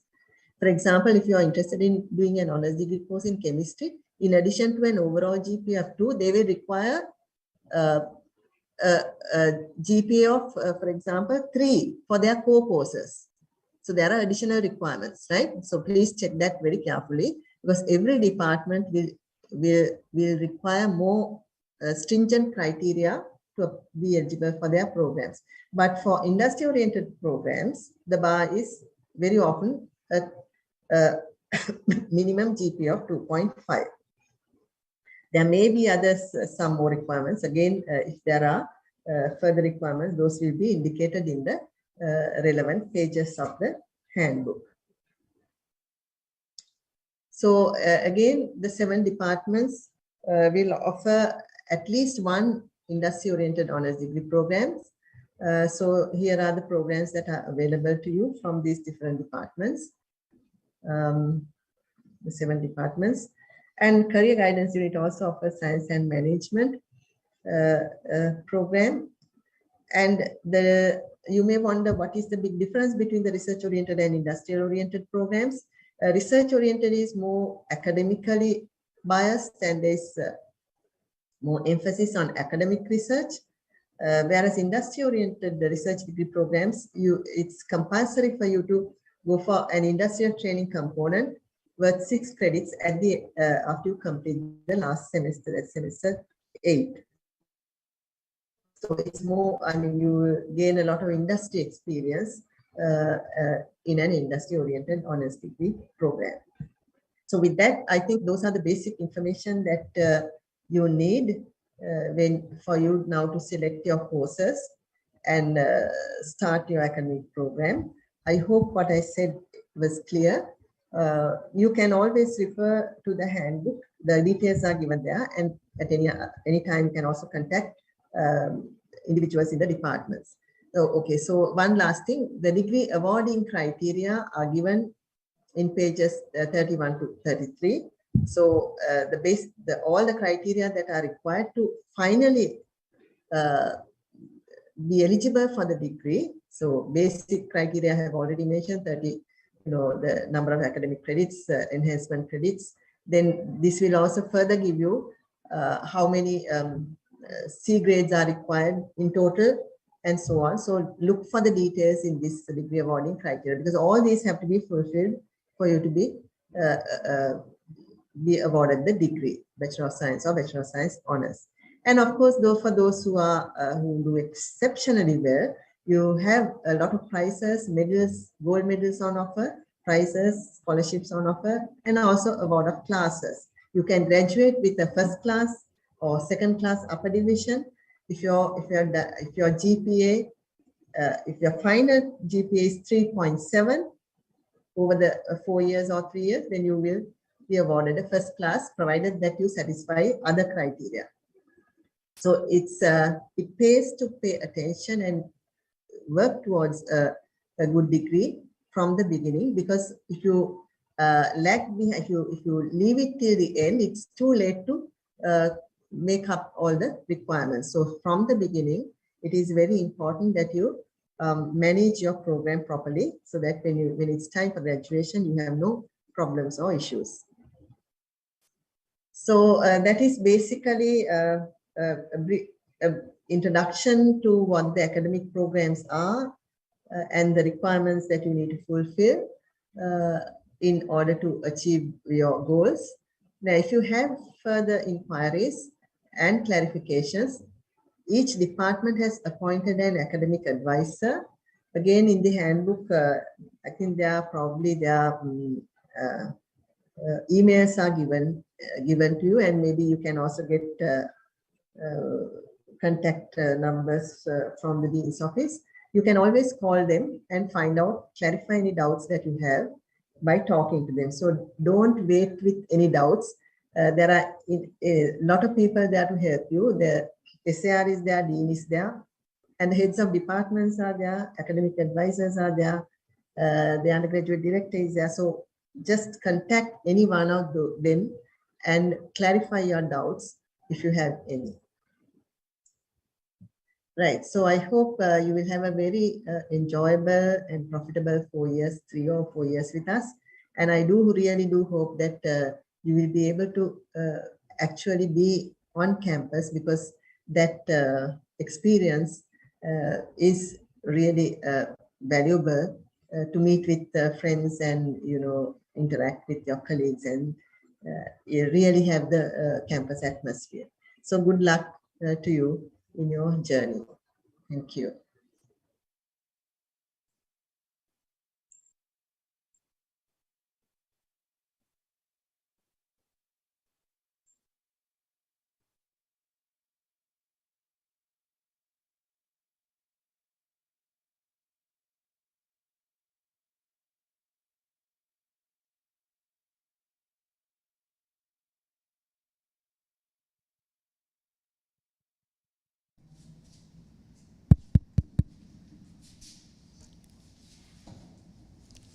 බෙහෙවින්ම ස්තුතියි ඔබතුමීට.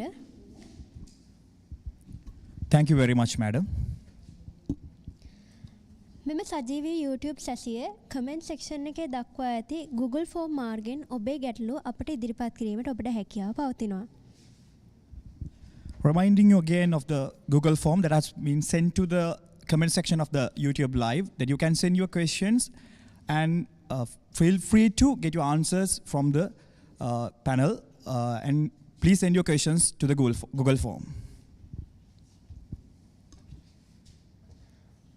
අප වෙත ප්‍රශ්න කිහිපයක් ලැබී තිබෙනවා. Here we have received some questions.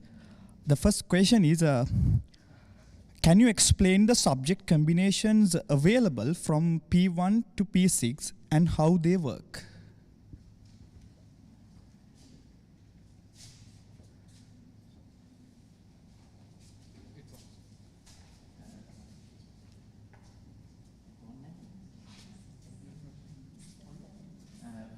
Basically,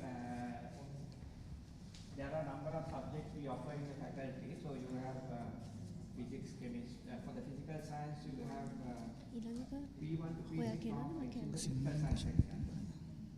Biological sciences, more or less, its subjects are fixed. But in the physical science, you have physical science section. You have number of subjects.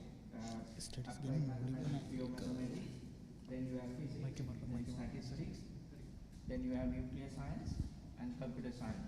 Excuse me, sorry to disturb, the mic is not working. Okay. Do I have to repeat again? Okay. So, when you look at a subject combination, basically you are supposed to take 30 credits, but from each subject minimum you are supposed to take 6. But you can take up to 10 credits from each subject. So if you take 10 credits, you can take only 3 subjects. So what we have done is we have divided each combination, each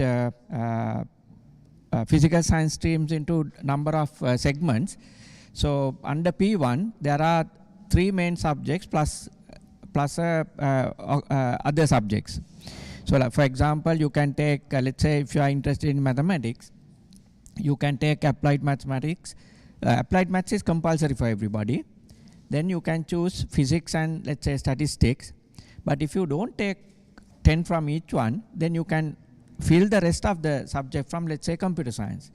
So like that we have divided. So those who are interested in chemistry, if they want to drop physics, they can take chemistry. So then it's a P1 is one combination, P2 is another one. So if you look at the P1, P2, P3, I don't have the details with me, but basically you can see there are different subjects offered in those combinations. That's the difference between P1 to P6. Anybody else want to explain it?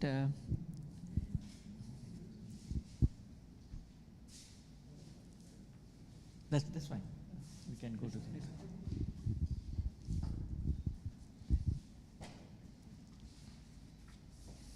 The next question is, how can we know if we got hostel accommodations? We'll publish the list in the website once we receive it on the welfare branch, but it might take some time because still you have applied for the hostel facilities last month. Since it might take some 2 to 3 months to get the list, we'll publish it at the web, faculty web.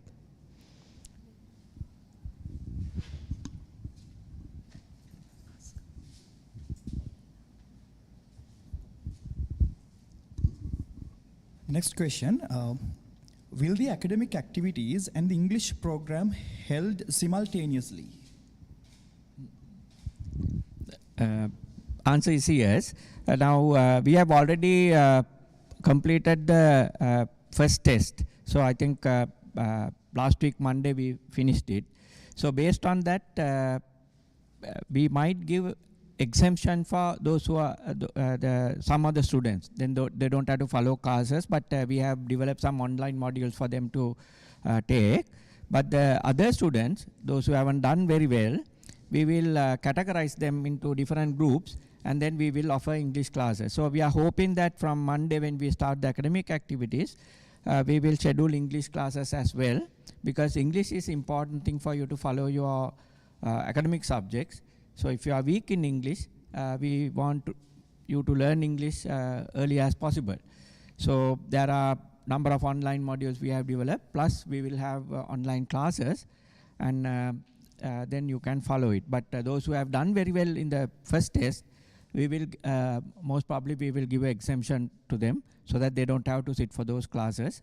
But yes, during the first part of the semester, you will have to follow English classes in parallel with other academic activities. As far as I know, we have organized the timetable so that English classes will be conducted after 5 o'clock.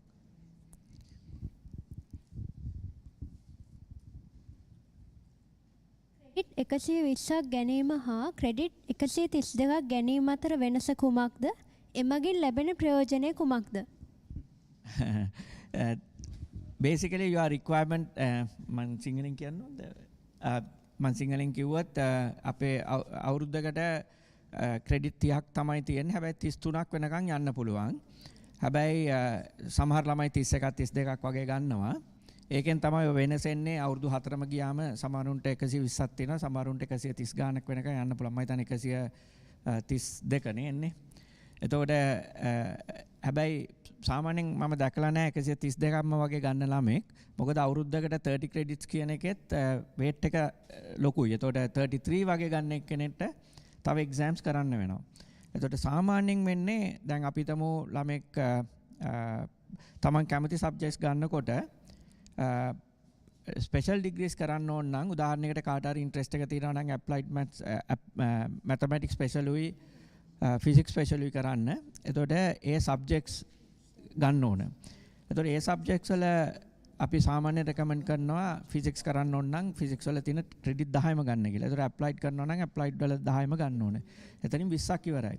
එතකොට computer science වගේ කරලා තව pure maths කරනවා නම් computer science වලින් 6ක් දෙනවා. pure maths වලින් 6ක් ගන්න පුළුවන්. එතකොට 32ක් වෙනවා. ඒකෙන් තමයි weight එක වැඩි වෙන්නේ. 30ටම නවතින්න ඕනේ නැහැ. හැබැයි මතක තියාගන්න 30ට වැඩියෙන් කරනවා කියන්නේ weight එක වැඩි වෙනවා. එතකොට Tamanට මේ එක විදියකට exam ප්‍රමාණයත් වැඩි වෙනවා. ඒක සමහර bright ළමයි වැඩියෙන් අරන් කරනවා. හැබැයි ඒක careful වෙන්න ඕනේ 30ට වැඩි ගන්නවා නම්. ඒකයි අපේ නම් advice එක. The next question is, can you explain the path for a PhD? PhD එකක් ගැන හිතන්න මේ අවස්ථාවේ හිතුවට කමන්න මම හිතන් ටිකක් early කියලා. දැන් උදාහරණයකට අපේ degree program එක ගත්තම අපි හදලා තියෙන්නේ first 2 years වල කරන subjects තමයි ඇත්තටම prerequisites වගේ තියෙන්නේ. මොකද ඒ subjects දැනගන්න ඕන ඉතුරු අවුරුදු වල වැඩවලට. එතකොට දැන් ළමෙක් වැඩ කරගෙන යනකොට එයාට තේරුණොත් එයාට හොඳ හැකියාවක් තියෙනවා mathematics වලට. එයාට ලකුණු හම්බ වෙනවා එකෙන්. එතකොට එයාට math special වගේ කරන්න පුළුවන්. සාමාන්‍යයෙන් අපි කියන්නේ PhDs වගේ කරන්න ඕන academically හොඳට කරන ළමයි කියලා. මොකද ඒ research degrees ඇත්තටම academic line එකේ තමයි යන්නේ PhDs වගේ ඒවා. ගොඩක් ඒවා. එතකොට සාමාන්‍යයෙන් special degrees වල 4 year degrees honors කරන ළමයි especially the research degrees කරන ළමයි වලින් සායන ප්‍රතිශතයක් they go abroad to do a PhD. And some of them want to stay here and do the programs here. So it's up to you whether you want to do the PhD in a local university or whether you want to go abroad and get it. That's your choice. Now I can remember the days that we studied, we didn't have PhD programs here, very few programs we had. But now opportunities are much more. If you want to do a higher study like a PhD, basic requirement is you need to have a 3-year degree. And in the science faculty, now according to our new rules, although the degree you need to maintain only GPA of 2, if you want to do a research degree, you need to maintain a higher GPA like 3. So that's the minimum requirement if you want to do a higher study. That means that is because if you are good in your studies, then you can go and do a higher degree. So there are a lot of opportunities available, but I think when you are in the first year and second year, then only you will realize which subject you have interest and the skills. Then you can think about the higher degrees like masters or PhDs. The next question is, when do we can definitely come to the university for physical lectures? Yeah, with the COVID situation, normally this particular program we used to have physically earlier. So with the COVID, we have changed most of the things. Now, current academic program is we want to conduct 5 weeks of lectures online. Then end of June, we have allocated mid-semester break. We want to our students to come to the university so that you can get familiar with the setup here. And then after first week or the end of June, we want to start lectures physically. Only thing is that is our current plan, but I do not know the situation in the country. Now, for example, even these academic sessions, we are thinking of bringing third and fourth years to the university physically, but first and second years online. But now, again, because of this petrol issue and other issues, now we are thinking whether even third and fourth years, initial 5 weeks, whether we want to do the lectures online. Lectures online doing is not a difficult thing. Some of the students actually prefer that, because at home, if they have a computer facilities and things like that and internet, they can follow the lectures leisurely, they can do it. But a subject like science, you need to do practicals to learn the experimental skills. That's where the problem is. So you can't do everything online, so we have to bring you to the university. So hopefully, end of 5 weeks' time, we will have the mid-semester break for you to get familiar with the university, and we will have a special program on that day and that particular week, and then we should be able to bring you to the university to follow lectures and practicals. Thank you, sir. There's another question. Can't we participate in sports activities even if we didn't select them as an enhancement course? Could you repeat the question again? Can't we participate in sports activities even if we didn't select them as an enhancement course? I'm sure you can. If Tara wants to speak, maybe her voice. Tara, you want to say something? Yeah. Am I audible? Yes. No? We can hear you. Yeah, okay. Anyone can choose any sport activity. It doesn't have to be an enhancement course. Yeah. They can join any sports activity. Yeah, if you look at... There are a number of sports that are available. Yeah, so if you look at enhancement courses, in addition to sports, you have music and other areas you can follow courses, because you have different skills. So you need to select courses that you are having skills, and or if you want to develop it further. The next question is, due to unavoidable circumstances, I couldn't sit for the English placement test. Is there any way that I can do it? Most probably you may have to follow the English classes if you have missed the test. We will see whether we can conduct a make-up test, but if there are, we have to think about it, because we have conducted test, and I think large number of students, as far as I know, most of the students, they have faced the test already. So we have to again ready for a test, and we have to do it. We will think about it and see. The next question is, when will the course registration start for the physical science stream? Preferably we can start tomorrow or registration. We will see whether we can start the activate the online registration for courses from this Friday. But because we are planning to start classes on Monday, so if you Saturday, Sunday also there, you can do all the registration online. So I think initially you need to select the courses that you want to register, because if you don't register, then you can't follow the classes. So that's why we want to open it early. Maybe Friday we will activate it.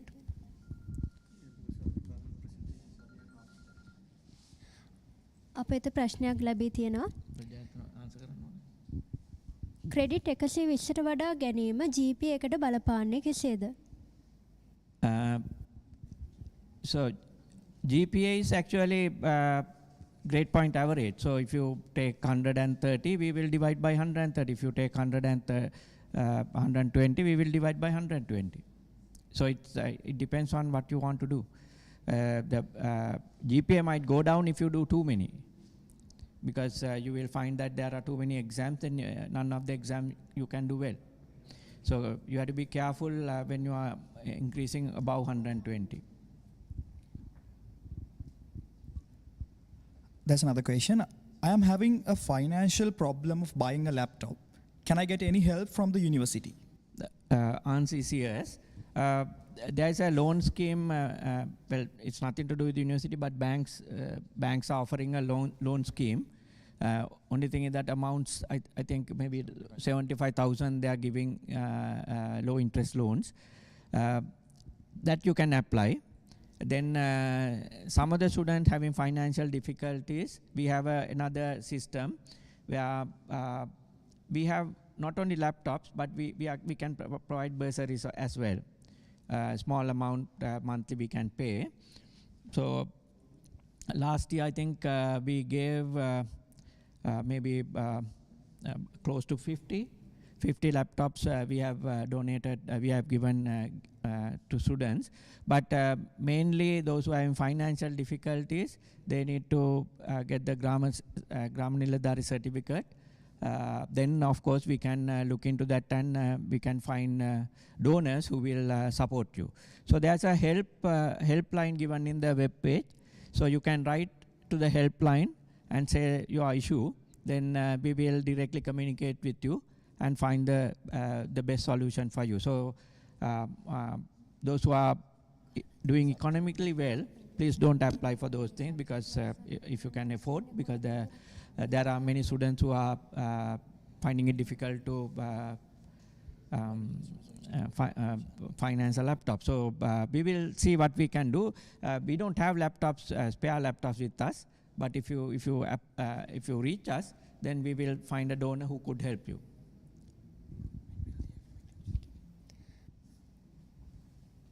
The next question is, when will the academic lectures begin? Monday, 23rd. The next question is, by the beginning of the third year, can biological students switch to molecular biology? Let me ask.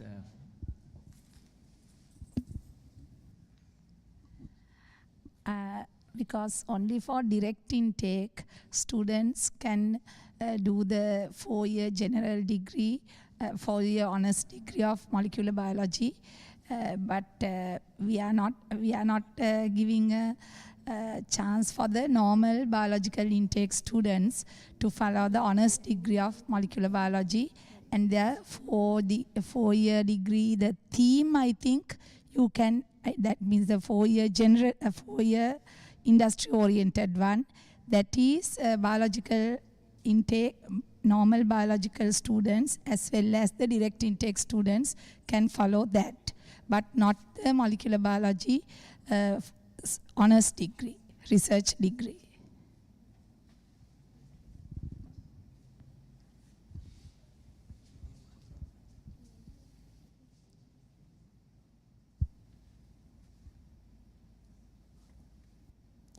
අපිට ප්‍රශ්නයක් ලැබී තිබෙනවා. අපට තෝරගන්න අණු විෂයන් කීයක් තිබේද? ඒ මොනවද?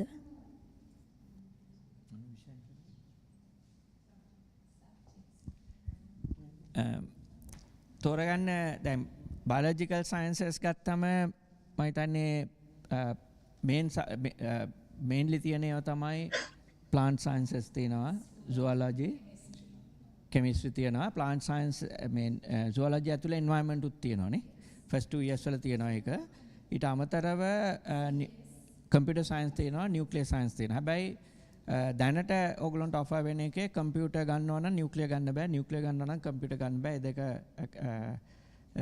exclusive විදියට තියෙන්නේ. ඒ දෙක එකට ගන්න බෑ. එතකොට සාමාන්‍යයෙන් ඕන ළමයට subjects 4ක් වගේ ගන්න පුළුවන්.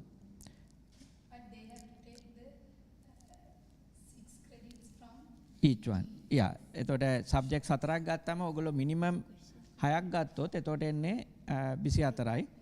එතුරු ටික පුරවන්න පුළුවන් තමන් ස්පෙෂලායිස් කරන්න බලාපොරොත්තු වෙන එකෙන් 10ම ගන්න විදියට. දැන් උදාහරණයකට කවට හරි කෙමිස්ට්‍රි ස්පෙෂල් කරන්න ඕන කමක් තියෙනවා නම් අපි හිතමු සබ්ජෙක්ට්ස් 4ෙන්ම 6 ගත්තොත් 24යි. ඊට පස්සේ කෙමිස්ට්‍රි වලින් තව 4ක් ඇඩ් කරොත් 28යි.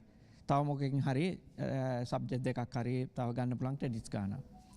එතකොට එහෙම තමයි ළමයි හිතන්න ඕන. දැන් ෆිසිකල් සයන්ස් වලට ආම ඊට වඩා සබ්ජෙක්ට්ස් ඔෆර් වෙනවා. මොකද අපේ තියෙනවා applied තියෙනවා, PO තියෙනවා, statistics තියෙනවා, physics තියෙනවා, නියුක්ලියර් සයන්ස් තියෙනවා, කම්පියුටර් තියෙනවා, කෙමිස්ට්‍රිත් තියෙනවා. එතකොට සබ්ජෙක්ට්ස් ඔයගොල්ලන්ට පේන 7ක් තියෙනවා. එතකොට 7ම ගන්න බෑ. සාමාන්‍යයෙන් අපි එන්කරේජ් කරන්නේ මිනිමම් ළමෙක් ගන්න ඕන සබ්ජෙක්ට්ස් 3ක්. එතකොට කාට හරි පුළුවන් ඕන සබ්ජෙක්ට්ස් 3ක 10 අරගෙන 30 පුරවන්න. හැබැයි අපි සාමාන්‍යයෙන් එන්කරේජ් කරනවා සබ්ජෙක්ට්ස් 4ක් විතර කරන්න කියලා. මොකද කම්පියුටර් සයන්ස් කියන එකත් ඇත්තටම සයන්ස් කරන ළමයට අවශ්‍ය දෙයක්. එතකොට අපි තමු සබ්ජෙක්ට්ස් 4න් 6 ගත්තොත් 24යි. අර වගේම තමයි. ඉතුරු ටිකට තමන් ඉස්සරහට කරන්න බලාපොරොත්තු වෙන ස්පෙෂලායිස් කරන්න බලාපොරොත්තු වෙන සබ්ජෙක්ට්ස් වලින් ඉතුරු ටික පුරවන්න පුළුවන්. ඒ වගේම දැන් ෆිසිකල් අයට ඇප්ලයිඩ් කෙනෙක් කම්පල්සරි. ඉතින් හැමෝම ඇප්ලයිඩ් ගන්න ඕන. choice එකක් නැහැ.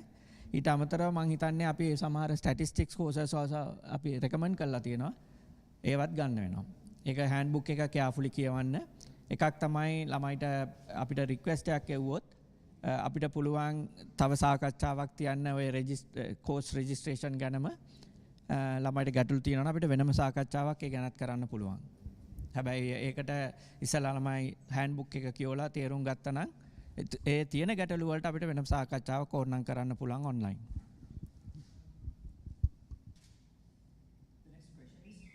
The credits that are obtained by elective courses affect the GPA. GPA එකට ඔක්කොම එක වගේ එෆෙක්ට් වෙනවා. කෝ කෝසස් ඉලෙක්ටිව්ස් කියලා වෙනසක් නැහැ. මොකද හැම කෝස් එකටම තමන් ගන්න ලකුණු අනුව තමන්ට ග්‍රේඩ් එකක් හම් වෙනවා. ඒ ග්‍රේඩ් එකට GPA එකක් අසයින් වෙනවා. එතකොට ඇවරේජ් ටෝටල් GPA එක කැල්කියුලේට් කරාම දැන් උදාහරණයට A එකක් ගත්තොත් ලකුණු A එකක් ගත්තොත් 4ක් හම් වෙනවා. B එකක් ගත්තොත් 3යි. එතකොට ඒවා ඔක්කොම එකතු වෙනවා. ඩිග්‍රිය ගන්න ඕන නම් ඇවරේජ් GPA එක තියෙන්න ඕන 2යි. ඒ කියන්නේ C ග්‍රේඩ් තියෙන්න ඕන මිනිමම්. හැබැයි දැන් සාමාන්‍ය ස්පෙෂල් ඩිග්‍රියක් කරන්න ඕන නම් ෆස්ට් 2 years වල සාමාන්‍යයෙන් අපි බලාපොරොත්තු වෙන අඩුම ගානේ 3ක් වගේ තියෙයි කියලා GPA එක. මොකද ක්ලාසස් හම්බෙන්නේ එතනින් එහාට.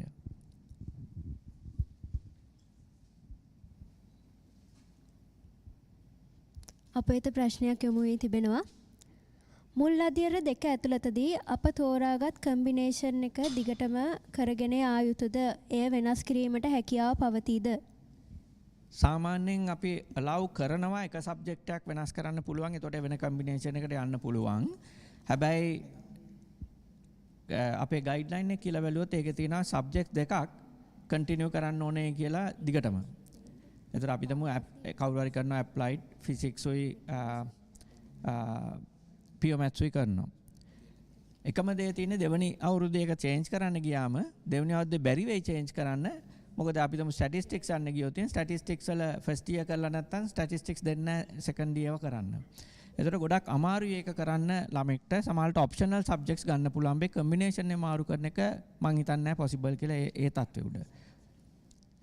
හැබැයි දැන් අපි තමු දැන් උදාහරණයක් මම මේ ගන්නේ. අපි තමු ළමෙක් කරනවා maths physics and chemistry. එයාට තේරෙනවා chemistry අමාරුයි කියලා කරගෙන යන්න. එතකොට එයාට chemistry මාරු කරන්න ඕනේ. එතකොට chemistry මාරු කරලා වෙන subject ගන්න පුළුවන්. හැබැයි ඒක main subject එකක් වෙන්නේ නැහැ. මොකද first year chemistry modules එක මේ ඒ අලුතෙන් ගන්න subject එකේ modules එක miss වෙච්ච නිසා chemistry ගත්ත නිසා. අපි තමයි applied physics chemistry කරන්නේ first year. second year applied physics කරනවා. statistics වල optional courses හරි computer වල modules හරි ගන්නවා. chemistry එක drop කරලා. එතකොට හැබැයි chemistry subject එකක් හැටියට ගන්නේ නැහැ. මොකද first year and second year කළත් නැහැ. අලුතෙන් ගන්න subject එකත් first year කළා නැතිනම් ඒක subject එකක් හැටියට ගන්නේ නැහැ. කරන්න පුළුවන්. හැබැයි ඒක subject එකක් හැටියට ඉස්සරහට continue කරන්න අපි පිළිගන්නේ නැහැ ඒක. The next question is, can you briefly explain about the LMS? මේකට මම නෙමෙයි හොඳම. හැබැයි මම එක්ස්ප්ලেইন කරන්න හිරාන් එක්ස්ප්ලেইন කරන්න ඕනද වැඩ? දැන් අපේ මේ සිස්ටම්ස් දෙකක් තියෙනවා. ස්ටුඩන්ට් ඉන්ෆර්මේෂන් සිස්ටම් එකයි ලර්නින් මැනේජ්මන්ට් සිස්ටම් එකයි. ඒතකොට ස්ටුඩන්ට් ඉන්ෆර්මේෂන් සිස්ටම් එකේ තමයි ඔයගොල්ලෝ මුලින්ම රෙජිස්ටර් වෙන්නේ. ඒකේ රෙජිස්ටර් වුණාට පස්සේ ඔයගොල්ලන්ගේ ප්‍රොෆයිල් එක මේන්ටේන් කරන්න පුළුවන්. ඒ වගේම ඔයගොල්ලන්ගේ රිසල්ට්ස් රිලීස් කරන්නෙත් ඒක හරහා. ඒතකොට හැම කෝස් එකක්ම රෙජිස්ටර් වෙන්නේ ඒකෙන් පේනවා තමන් රෙජිස්ටර් වුණාම තමන්ට රිසල්ට් එක රිලීස් කරාමත් තමන්ට මොන රිසල්ට් එකද හම්බුනේ කියලා. ලර්නින් මැනේජ්මන්ට් එකේට වෙනස් සිස්ටම් එකක්. හැබැයි දෙක කපල් කරලා තියෙන්නේ. ඒ කියන්නේ ස්ටුඩන්ට් ඉන්ෆර්මේෂන් සිස්ටම් එකේ රෙජිස්ටර් වුණාම ආට ඇක්සස් හම්බ වෙනවා ලර්නින් මැනේජ්මන්ට් සිස්ටම් එකට. ලර්නින් මැනේජ්මන්ට් සිස්ටම් එකේ තමයි අපි lectures maintain කරන්නේ ඒ වගේම අපි lectures deliver කරන්නේත් ඒක හරහා. බෝලාට lecturers තමන්ගේ Zoom link එක දාන්නේ ඒ LMS එකේ තමන්ගේ course එකට. ඒතකොට තමන් login වුණාම LMS එකට තමන් register වෙච්ච courses වලට තමන්ට access තියෙනවා. එතකොට මේ හැම course එකේම syllabus එක තියෙනවා. ඒ වගේම ගොඩක් lectures වල දැන් අපේ ඒකේ lecture material උයි lecture එකේ සමහරට recordings උත් තියෙන්න පුළුවන්. සාමාන්‍යයෙන් අපි advice කරලා තියෙන lectures වලට online කරනවා නම් lecture එක කරාට පස්සේ ඒකේ recording එක video එක LMS එකේ maintain කරන්න කියලා. ඒතකොට අපි තමු power cut එක නිසා ළමයට lecture එකක් miss වුණොත් ඒ ළමයට power තියෙන වෙලාවකට ඇවිල්ලා ඒක අහන්න පුළුවන්. The advantage එක තියෙන්නේ අර online video එක තියෙන නිසා ළමයට lecture එකක් දෙතුන් පාර වුණත් අහන්න පුළුවන් අර physical lectures වගේ නෙමෙයි. ඉතින් මම හිතන්නේ ලොකු advantage එකක් තියෙන LMS එකේ. ඊට අමතරව අපි LMS එක පාවිච්චි කරනවා අපේ past papers තියෙනෙත් ඒකේ ළමයට බලන්න පුළුවන්. tutorials තියෙන එකේ සමහර වෙලාවට සමහර lecturers online test උත් කරන්නේ LMS එකයි. එතකොට ඒක program කරන්න පුළුවන්. test එක සම්පූර්ණයෙන්ම දැන් ඔයගොල්ලෝ English test එක කරේ මම හිතන්නේ LMS එක හරහා. ඒ වගේම තමයි අනික් subjects වලටත් LMS එකක් පාවිච්චි කරන්නේ. එතකොට කොළඹ campus එකේ science faculty ඉගෙන ගන්න ඕන නම් ඒ systems දෙක ඉගෙන ගන්නම ඕන.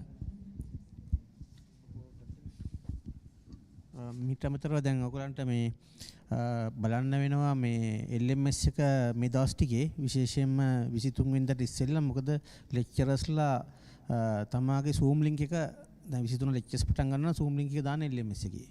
එතකොට ඒක බලලා මේ join වෙන්න වෙනවා. ඒ වගේම පණිවිඩ ඔයගොල්ලොත් එක්ක ගන්නෙත් LMS එක හරහා සමහර lecturesලා WhatsApp group එකක් හදා ගන්නවා ටික කලක් ගියාට පස්සේ ඒක හරහාත් පණිවිඩ දෙන්න.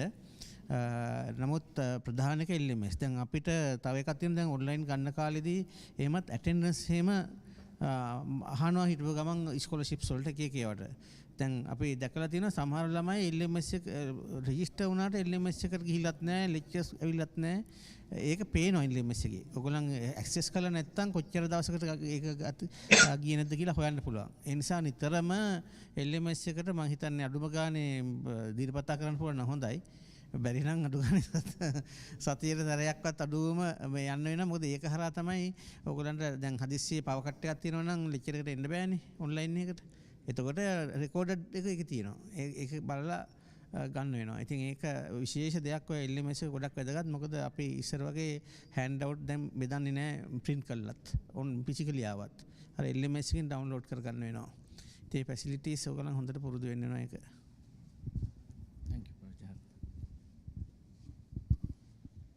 ප්‍රශ්නය ඔන්ලයින් ලෙක්චර්ස් පැවැත්වෙන්නේ Zoom ඔස්සේද? අපගේ පැමිණීම ලකුණු වන්නේ කෙසේද? ඔව් Zoom එකේ තමයි කරන්නේ. ඔන්ලයින් කරනකොට attendance ප්‍රජාරත්න කිව්වා වගේ සමහරලාට lecture attendance ගන්න පුළුවන්. මොකද Zoom එකේ කරනකොට අපිට පේනවා. ඒකට අපි සාමාන්‍ය ළමයිට advice කරන්නේ තමන් අඳුර ගන්න පුළුවන් ID එකකින් login වෙන්න කියලා. ඒ වගේම අපි බලාපොරොත්තු වෙනවා ළමයිට අපි දෙන ඊමේල් එක ඔෆිෂියල් ඊමේල් එක තමයි යූස් කරන්න ඕන. ඔයගොල්ලෝ අපිත් එක්ක කමියුනිකේට් කරනවා නම් බොහෝලාට ළමයි Gmail එකකින් ලිව්වොත් මම ආන්සර් කරන්නේ නැහැ. මම කියනවා ඔෆිෂියල් ඊමේල් එකෙන් එන්න ඕන කියලා. මොකද අපි දන්නේ ඒලියන් එක්කෙනා ඇත්තටම මමද නැද්ද කියලා. එතකොට ඔෆිෂියල් ඊමේල් එකේ ඉන්ඩෙක්ස් නම්බර් එක රෙජිස්ට්‍රේෂන් නම්බර් එක නින්ද අපිට ගිහින් යාගේ රෙකෝඩ් එක බලන්නත් පුළුවන් ඕන වෙලේක. ඉතින් සාමාන්‍ය පුරුදු වෙන්න ඔක්කොම කොරස්පොන්ඩන්ස් වලට ඔෆිෂියල් ඊමේල් එක යූස් කරන්න. ඒ වගේම LMS එකේ ඔයගොල්ලෝ ලොගින් වුණාම ලෙක්චර් එකට ඕන නම් පුළුවන් ඇටෙන්ඩන්ස් ගන්න. ඒක දැන් අපි තමු සමහර lectures අපේ 650 ළමයි ඉන්න පුළුවන්. එතකොට attendance ගන්න එක අමාරුයි. හැබැයි ඒත් පුළුවන්. මොකද lecture එක කළා ඉවරුණාට පස්සේ ඕගොල්ලන්ගේ login ටික log file එකකට යනවා. lecture ට පුළුවන් එතනින් attendance ගන්න. ඒ log file එක මාසයක් system එකේ තියෙනවා. එයාට පුළුවන් ඒක අරගෙන බලන්න කවුද එදා lecture එකට participate වුනේ කියලා. ඉතින් ඒක අපිට කරන්න පුළුවන් දෙයක්.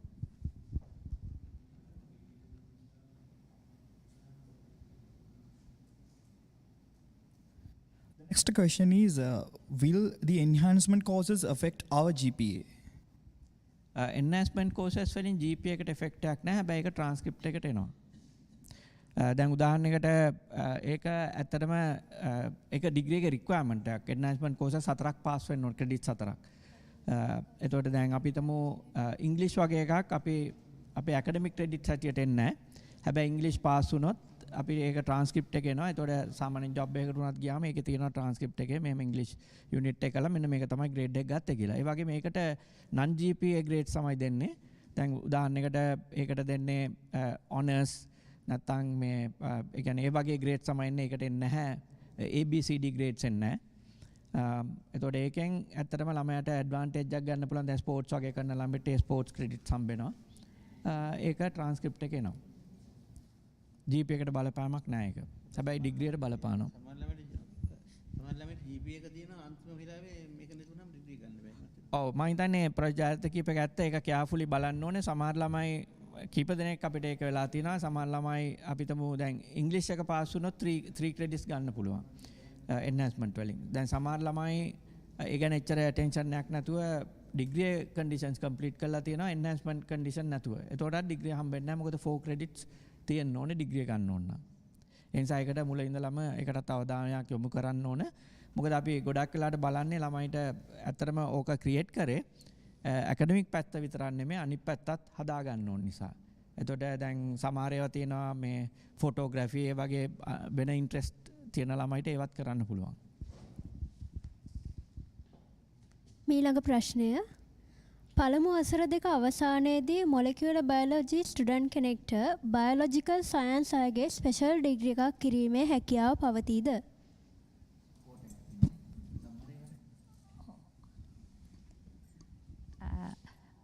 මං හිතන්නේ මොලිකියුලර් බයොලොජි ස්ටුඩන්ට් කෙනෙකුට කෙමිස්ට්‍රි ස්පෙෂල් කරන්න කෝටා එකක් තියෙනවා. පොඩි ගාණක් එකෙන් ළමයි 4 දිනක් වගේ මට මතක හැටියට ගන්නවා. අනිත් ස්පෙෂල් ඩිග්‍රීස් වලට ඒගොල්ලන්ට නැහැ. ඒගොල්ලන්ව අපි එලිජිබල් කියන්නේ ඒගොල්ලන්ට ඇප්ලයි කරන්න බෑ. මට මතක විදිහට කෙමිස්ට්‍රි වලට ගන්නවා. මං හිතනවා ප්‍රොෆෙසර් තාරට ඊට වැඩිය පුළුවන් වෙයි කියලා උත්තරයක් දෙන්න.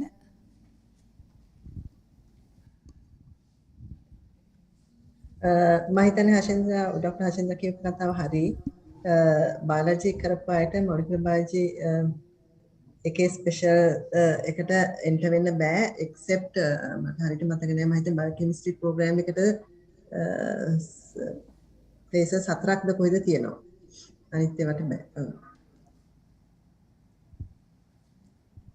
මම ඒකේ තව පොඩ්ඩක් උත්තරයක් දුන්නොත් දැන් ඇත්තටම ඔයගොල්ලෝ ඉන්නේ ස්ට්‍රීම්ස් 4කින්. ෆිසිකල් සයන්ස් බයොලොජිකල් සයන්ස් තියෙන එක අපේ ඉස්සර ඉඳන් තිබ්බ ස්ට්‍රීම්ස් දෙක. ඊට අමතරව ඉන්ඩස්ට්‍රියල් ස්ටැටිස්ටික්ස් එකයි මොලිකියුලර් බයොලොජි එකයි තියෙනවා. ඒතකොට දැන් ඔයගොල්ලෝ ඇත්තටම ඉසෙට් ස්කෝර් එකත් ඒක වෙනස් වෙනවා. ඔයගොල්ලෝ තේරිලා තියෙන වෙන කෝටා එකකින්.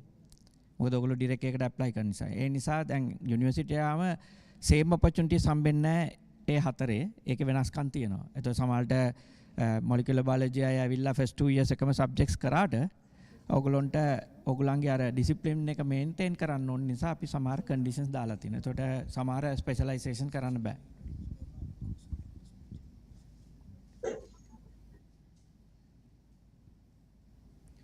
Right. The next question is, can we sit or listen lectures that we have not selected? වෙලා තියෙනවා නම් පුළුවන්. If you have time, yes you can. But then you have to register as I think there's an option to register for audit. I do not know whether that option is available. Only thing is that unless you are registered for that course, you may not have access. Am I right? Yeah. So in that case, let's say there is a course that you haven't registered, but you want to follow it.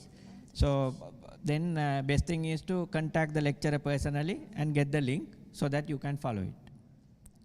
That would be the best option. Yeah, and also remember that when we are doing the academic work, you will have some free slots. So physically or online, then you can always do it. I mean, I can remember when I was doing graduate studies also, we had option where you could audit. Then the transcript, it will come, but you don't have to go and sit for the exam.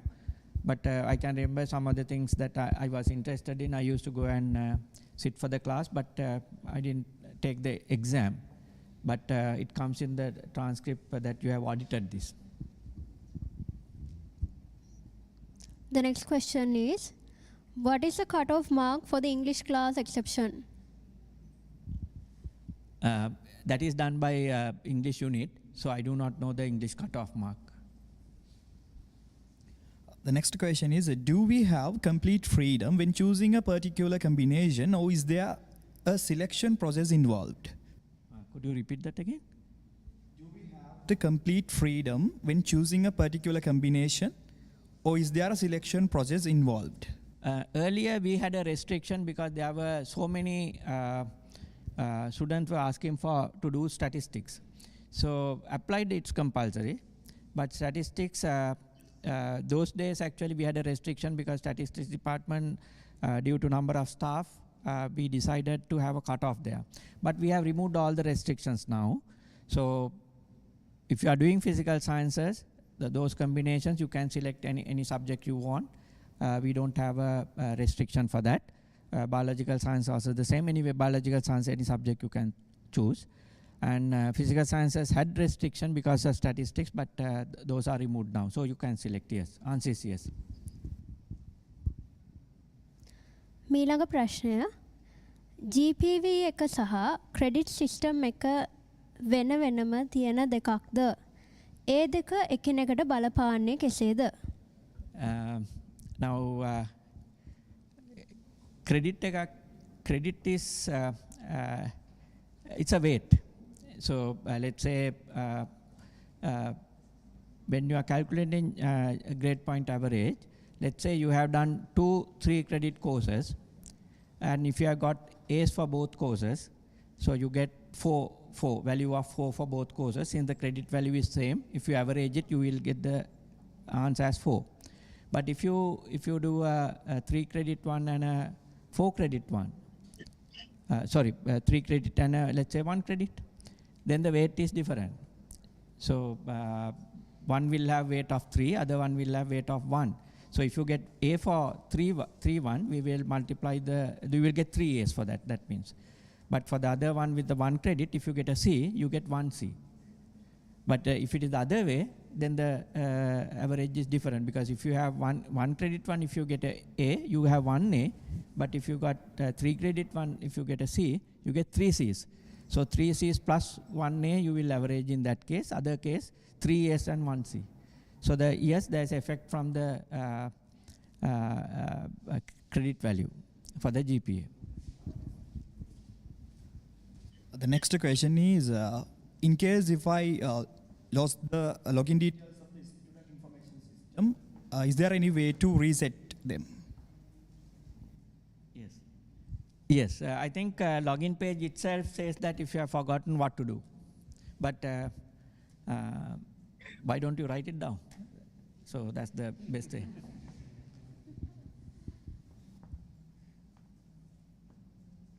ප්‍රශ්නය direct intake එකෙන් molecular biology තේරිලා ඉන්න කෙනෙක්ට biology වලට මාරු වෙන්න පුළුවන්ද? Same question again. I think we have given answer. So basically no. The next question, will the results of the English specimen test released to us, and when will us be grouped? At the moment I'm not sure, because of what happened was, as you know, that last week we had a lot of curfew days. So because of that, they could not work. Otherwise, we were thinking that they could have done it this week.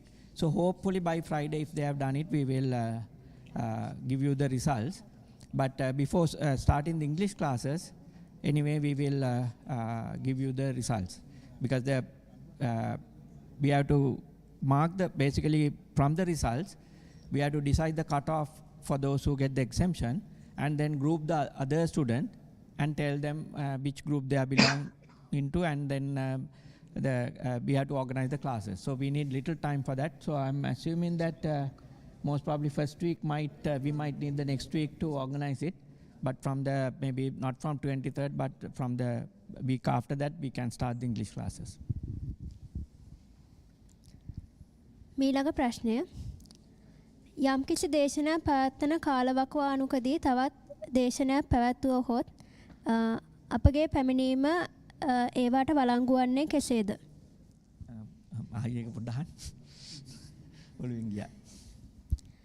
යම්කිසි දේශනයක් පැවැත්වන වේලාවකදී තවත් දේශනයක් පැවැත්වුණහොත් ඒවාට අපගේ පැමිණීම වළංගු වන්නේ කෙසේද? ඕගලන්ට අපි time table හදලා තියෙන එහෙම වෙන්නේ නැති වෙන්න. දැන් උදාහරණයකට ඕවර්ලැප් වෙන්නේ ඒ කම්බිනේෂන් ඩිෆරන්ට් කම්බිනේෂන් කරත් ඕවර්ලැප් වෙන්නේ නැහැ ෆස්ට් ඇන්ඩ් සෙකන්ඩ් ඉයර් වලදී. ෆස්ට් ඇන්ඩ් සෙකන්ඩ් ඉයර් ඊට තර්ඩ් ඇන්ඩ් ෆෝර්ත් ඉයර් එකේ ප්‍රශ්න නැහැ. තර්ඩ් ඉයර් ජෙනරල් කරනකොට පොඩි ඕවර්ලැප් වෙන එකක් තියෙනවා. හැබැයි ඒක ඕනකමින් තියෙන්නේ මොකද ඩිපාර්ට්මන්ට්ස් ඔෆර් කරන්න පුළුවන් ක්‍රෙඩිට්ස් 15ක් වුණත්. එතකොට තමන් දැනගන්න ඕන ඕවර්ලැප් වෙන්නේ නැති සබ්ජෙක්ට්ස් ගන්න. එච්චරයි. So first and second year there are no overlaps, and if you have overlap, let us know. We will fix the timetable. The next question, can you give an example how to choose courses for level 1? It depends on your preference. Let's see. Shall I ask one of the heads to actually explain that?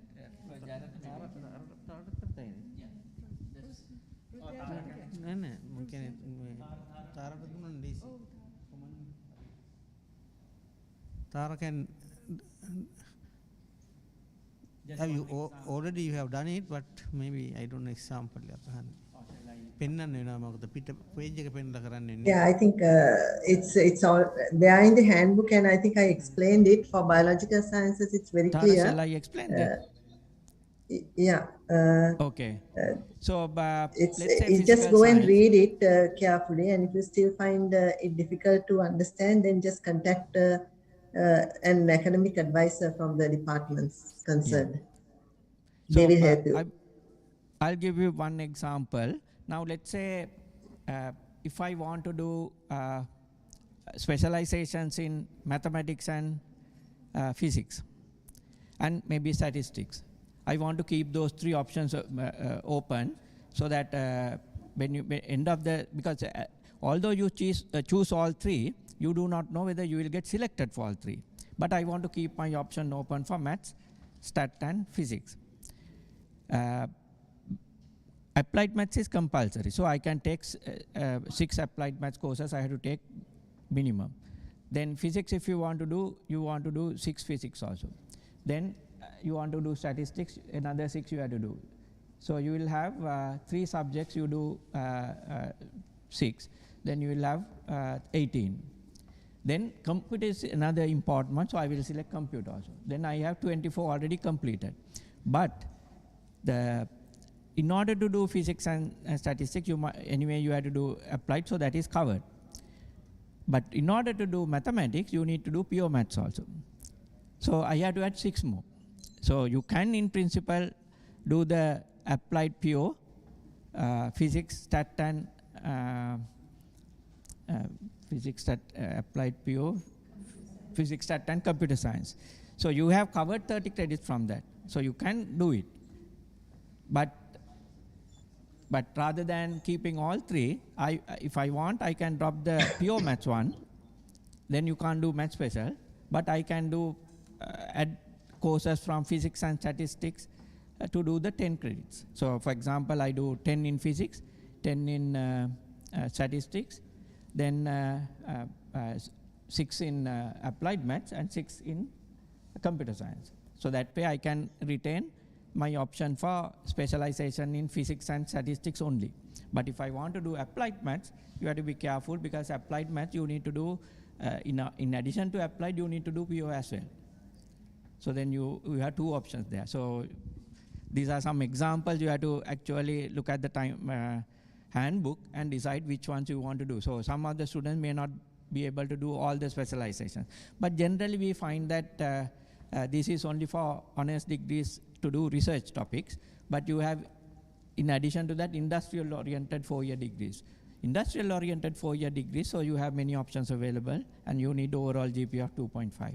So at the end, normally we find that students are eligible for 3 or 4 honors degrees anyway. පොඩ්ඩක් එකට එකතු කරන්නම් මේ අපේ මේ ගැන එක එක ඩිපාර්ට්මන්ට්ස් වලින් මේ හෙට ඉඳලා දිගටම තියෙනවා. දැන් ෆිසික්ස් එක තියෙන්නේ Friday 9 to 10:30, 1.5 hours. And each department is having a head of the department, in addition an academic advisor. Then එයාගේ නම්බරය අපි එදාට දෙනවා. එතකොට පේනුම් බරක් දෙනවා. අවශ්‍ය සමහර අය. ඉතින් එහෙම එතකොට ඔයගලන්ට එහෙම ප්‍රශ්නයක් තියෙනවා නම් ඒ ෆ්‍රයිඩේ වලින් පස්සේ වෙනකොට සැටර්ඩේ සන්ඩේස්ුත් තියෙනවනේ තෝරගන්න. එතකොට තෝරගත්තා. මොකද කියනවනම් මේ ප්‍රශ්නේ එන්නේ ඔයගලන් මොන සබ්ජෙක්ට් එකකින්ද ස්පෙෂලායිස් කරන්න ඕනේ කියන එක මත. දැන් සමහර ළමයි ඉස්සර නම් එන්නේ කැම්පස් ඔහේ එනවා. හරක් ගාල් වගේ එනවා සාමාන්‍යයෙන්. දැන් එහෙම නෙමෙයි. දැන් එන්නේ මොන හරි පර්ටිකියුලර් ෆීල්ඩ් එකක් බලාගෙන. එයා කැමති ෆිසික්ස් කෙනෙක් වෙන්න. හරි එහෙම නැත්නම් ස්ටැටිස්ටික්ස් පැත්තට යන්න. එතකොට ඒගොල්ලන් ඒ ඩිපාර්ට්මන්ට් එකකින් දෙන ඒ වෙලාවට දෙන ලෙක්චර් එකට සවන් දෙන්න. එතෙන්දී මේ ප්‍රශ්න ටික අහගන්න. එතකොට ඔයගොල්ලන්ට තෝරගන්න එක ලේසි වෙනවා. මොකද ඔයගොල්ලන් දැනගෙන ඉන්නේ මම මොකද අපේ යුනිවර්සිටි එක විශේෂයි. We have about only 20% will not do special degrees. That is honors. 4-year degree නොකරන අය ඉන්නේ 20ක් විතර. ඒ කියන්නේ අනිත් ඔක්කොමලා මොන හරි එකට යනවා. ඒක ලොකු chance එකක් ඔයගොල්ලන්ට. දැන් අපේ කාලේ ෆිසික්ස් වලට ගත්තේ ළමයි 7 දෙනයි. අනිත් ඔක්කොම ජෙනරල් ඩිග්‍රී කරනවා. දැන් එහෙම නෙමෙයි. දැන් එන ඔක්කොම කරන්නේ special degrees.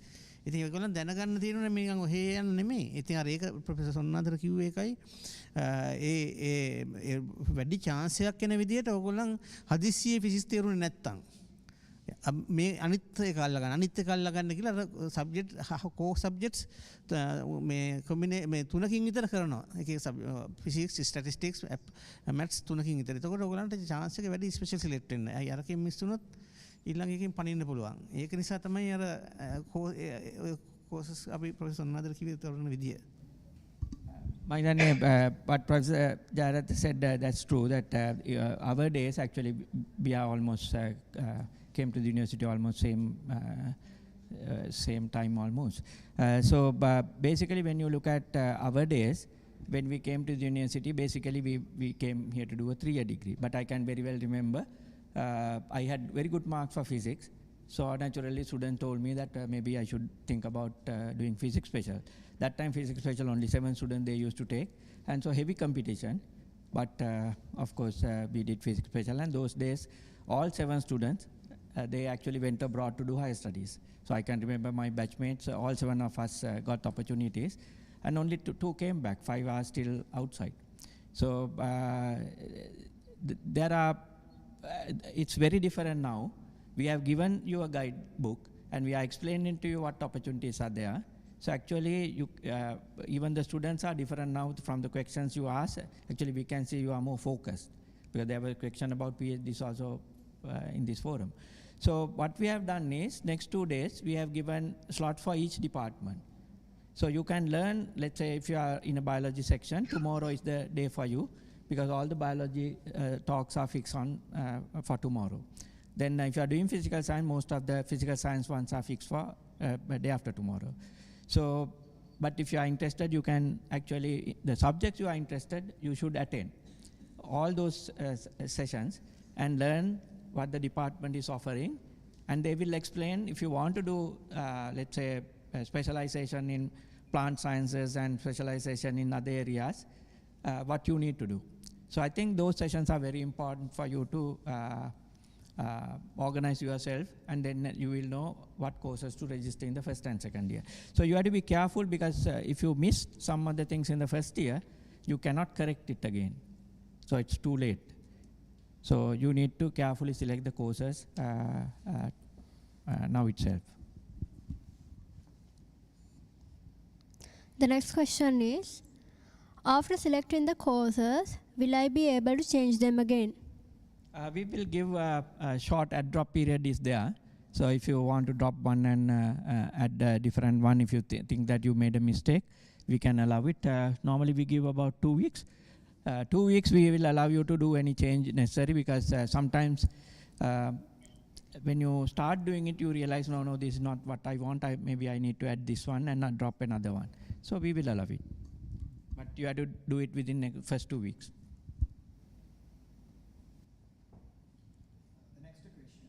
Is there any possibility to arrange a physical meeting to discuss and solve our major problems? Physical meeting, I'm not sure, but if you like, if you let us know, we can have a direct Zoom discussion with students. We can invite maybe after department presentations, maybe we can organize a session, if you let us know, we can organize a session to discuss and give the direct answers for the specific questions you have. Physical meeting may not be possible these days, because some of the students are actually coming from Jaffna or eastern section, the eastern province, so they're very difficult for them to travel. So I don't think physical, even the petrol issue is there for us also now these days. So this week, most probably impossible, but from following week we are starting the lectures, but because of that, Zoom session we can organize. Let us know if you want one.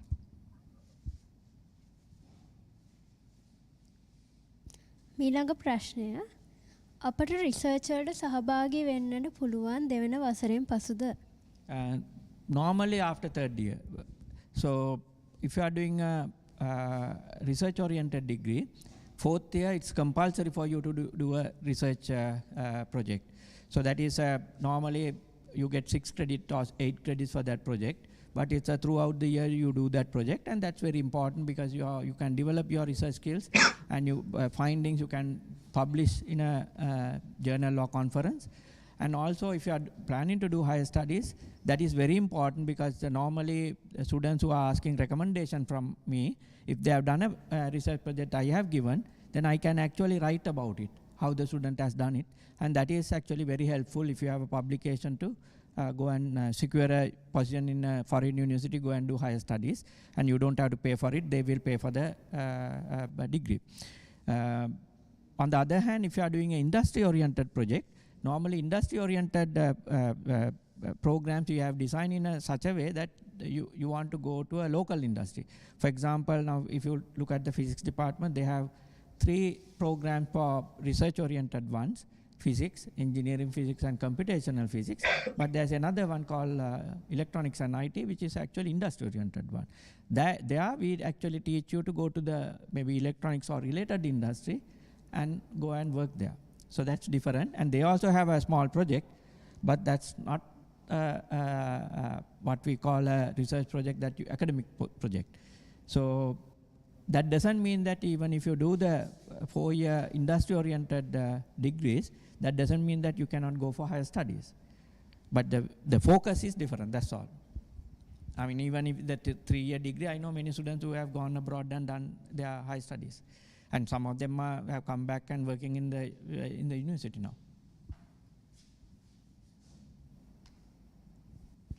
The next question: how can we join with the sports activities when we have online lectures?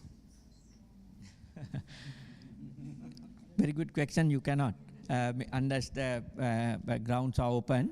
Of course, there is another option. Even if you have online lectures, what we are thinking is those who are not having facilities, we can, now this particular building, we have 2 computer labs.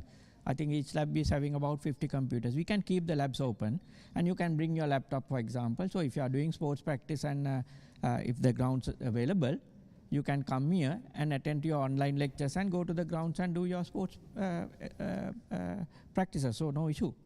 Online lectures mean you don't have to stay at home. You can come and follow the lectures even at the university. So we will keep the labs open so that those who are not having laptops, they can come to the university. And also I must say that University of Colombo, we have requested from the government, so we don't have power cuts now. So the Colombo University, when you come here, you don't have power cuts, so you can follow your lectures. If you don't have laptops and other facilities, you can come here. We have internet and laptops and everything. Not laptops, but computer facilities. I think you can borrow a laptop for the day also. That is also available. So you can come here and use the facilities. මම හිතන්නේ දැන් ඔය පොඩ්ඩක් පටලවාගෙන තියනවාද කියලාත් මට හිතෙනවා මේ ස්පෝර්ට්ස් ගැන ස්පෝර්ට්ස් ඔය EC courses කිව්වට ඒත් ස්පෝර්ට්ස් කරනවා නම් හවස 4න් පස්සේ තමයි තියෙන්නේ. ඒකට ඔන්ලයින් කරන්න බෑ ස්පෝර්ට්ස් මේ ඒකට එන්න වෙනවා. ඉතින් ඒ දැන් ෆිසිකලි මේකේ තියෙනවා ඩිරෙක්ටර් ඔෆ් ෆිසිකල් এডুকেෂන් කියලා කෙනෙක් ඉන්නවා විශ්වවිද්‍යාලෙටම. එතකොට එයා ග්‍රවුන්ඩ් එකේ තියෙන්නේ සහ ඒ වගේම ජිම් එකක් තියෙනවා. ඒ වගේම මේ තව ස්පෝර්ට් කොම්ප්ලෙක්ස් එකක් තියෙනවා. ඒ ප්‍රොෆෙෂනල් ස්පෝර්ට්ස් කරන කට්ටියත් ඉන්නවනේ. දැන් ඒගොල්ලන්ටත් ඒගොල්ලන්ට ඔය කෝස් එක කර ඉන්න අවශ්‍ය නැහැ. කෙලින්ම ගිහිල්ලා රෝයින් තියෙනවා, ක්‍රිකට් තියෙනවා, ස්විමින් තියෙනවා, ඔක්කොම ಜಾති ටික තියෙනවා. එතකොට ඒවද ඉස්කෝලවල හොඳට ඒවැන් ඉහළට ගිය කට්ටිය මේවට කෙලින්මම ඒ ටීම් වලටම යුනිවර්සිටි ටීම් එකට ජොයින් වෙන්න පුළුවන්. ඒකට තමයි කලර්ස් හම්බෙන්නේ.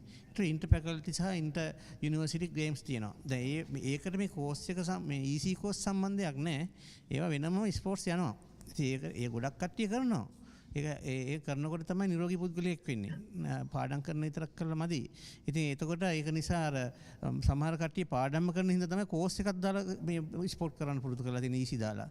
නැත්තම් ඒ බලන්නේ පළාලා. ඉතින් ඒක නිසා මේ ඔයගොල්ලන් ඒ ඩිරෙක්ටර් ෆිසිකල් එඩියුකේෂන් එක එතන ඒ හවසට 4න් පස්සේ ග්‍රවුන්ඩ් එකේ ෆැමිලි එක ගාව ඒ හරියේ ඔයගොල්ලන්ට ඇක්ටිවිටි එකක් හදයි වෙනම.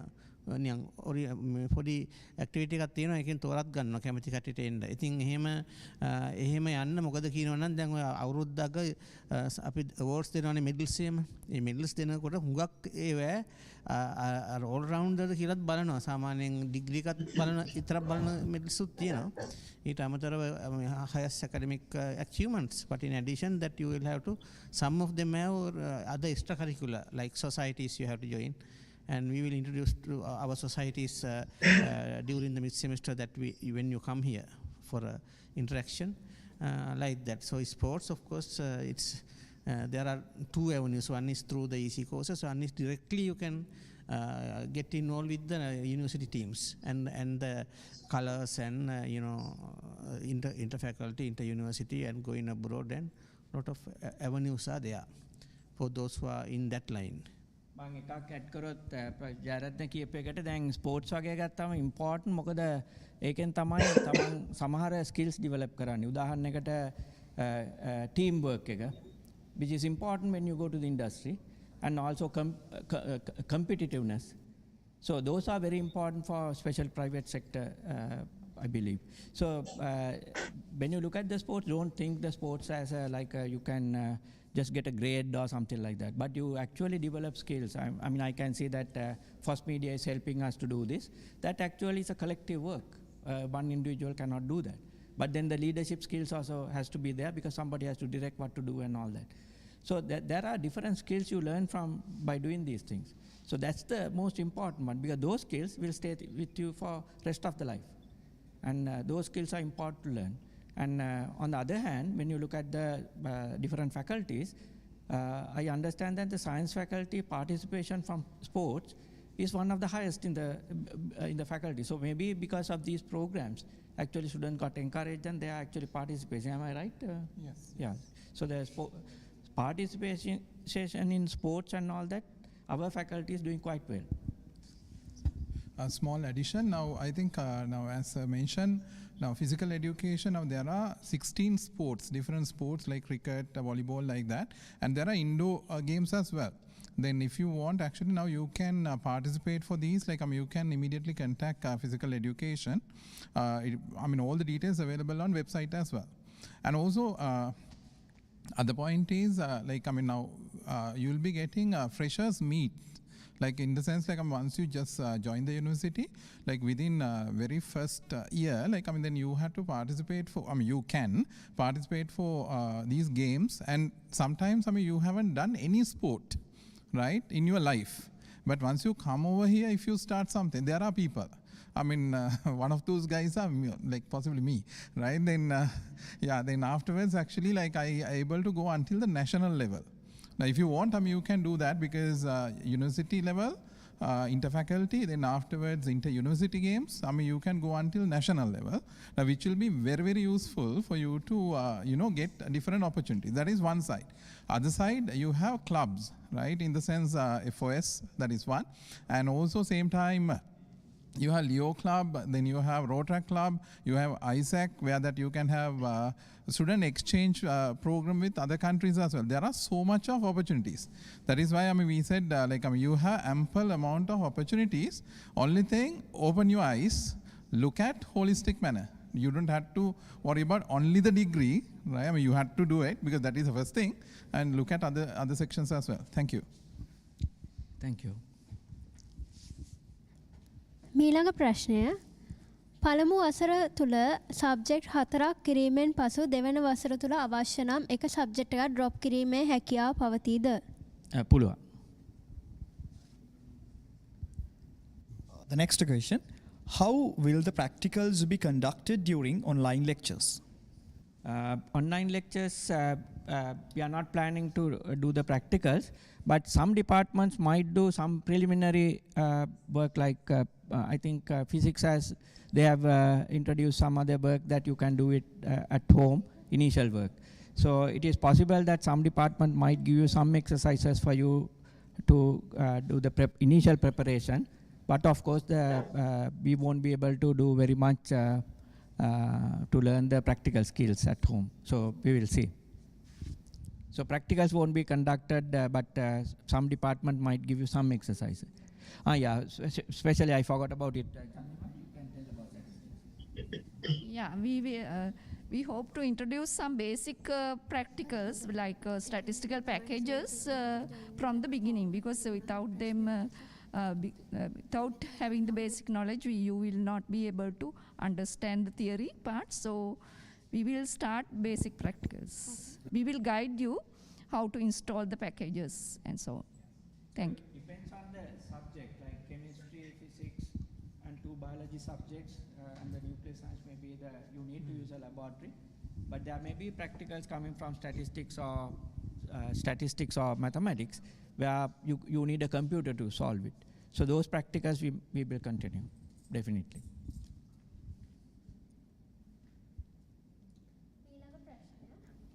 ප්ලේස්මන්ට් ටෙස්ට් එකෙන් කට් ඔෆ් මාක්ස් වලට වඩා ගත්ත ළමයිට කැමති නම් ඉංග්‍රීසි කෝස් එකට සහභාගී වෙන්න පුළුවන්ද? මම හිතන්නේ ඒක බොහෝ වෙලාවට අපි හදලා තියෙනවා self learning modules වගේ. මම හිතන් ඉන්නේ මේ modules follow කරන්න කියන්න. මොකද අපිට අර classes වලට කැමති එක්කෙනෙක් ඉල්ලුවත් දෙන්න පුළුවන්.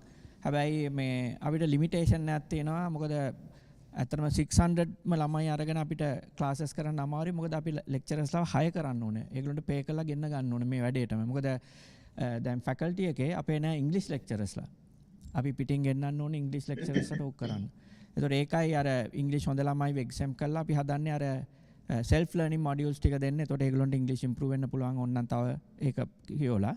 හැබැයි අර ක්ලාසස් වලට daily classes කරන්නේ ඉංග්‍රීසි වල language එක අමාරු ළමයිට ඒ ලෙවල් එකට හදලා ගන්න. ඒකයි අර කැටගරයිස් කරන්නේ. මං හිතනවා ඔයගොල්ලෝ honest විදියට online English test එක කරා කියලා. නැත්නම් යාළුවෙක් එක්ක දාලා කරේ නැහැ කියලා. මොකද අපි කැටගරයිස් කරාම අපිට ඔයගොල්ලන්ගේ හරි දැනුම ඕන. ඒ දැනුම නැත්නම් ඔයගොල්ලෝ වැරදි ක්ලාස් එකට වැටෙන්නේ. ඒතකොට ඒ ක්ලාස් එකේ ඉන්න ලෙවල් එකට තමයි ඒ ලෙක්චර් කරන්නේ. හැබැයි ඔයගොල්ලන්ගේ ලෙවල් එක වෙනස් නම් මම හිතන්නේ ඒක තේරුමක් නැහැ ඔයගොල්ලෝ ඒ ක්ලාස් එකට යන එක. එතන තමයි ගැටලුව තියෙන්නේ.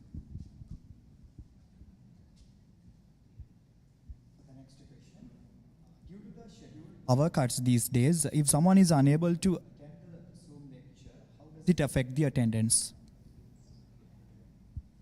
Online lectures කරන කාලේ first 5 weeks අපි බොහෝලාට attendance බලන එකක් නැහැ first 5 weeks වල. එතකොට ඒ question එක අදාළ නැහැ during first 5 weeks.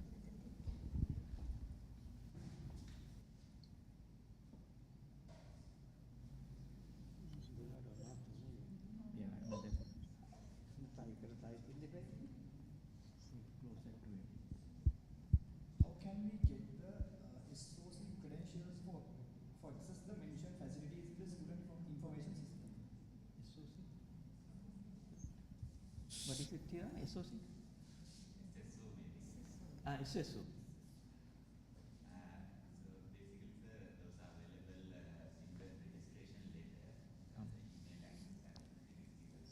So please read the letter we sent, registration letter. So the details are available there. You might want to follow the instructions. And if you have any difficulties, just write to us, then we will help you. ඊළඟ ප්‍රශ්නය අදාළ subjects තෝරා ගැනීමේදී ඇතිවන ගැටලු විසඳාගන්නේ කෙසේද?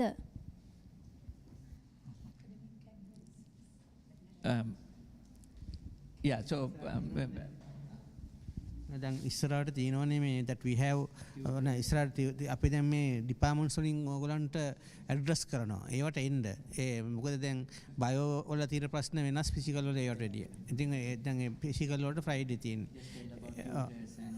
ඉතින් එතකොට අපේ ටියුටර්ස්ලා ඉන්නවා. ඒ වගේම ඇකඩමික් ඇඩ්වයිසර් කෙනෙක් ඉන්නවා. ඒතකොට එයාගෙන් මේ නම්බර් ටික අරගත්තට පස්සේ ඒ ගැටලු කෙලින්ම විසඳ ගන්න පුළුවන් වෙනවා කතා කරලම.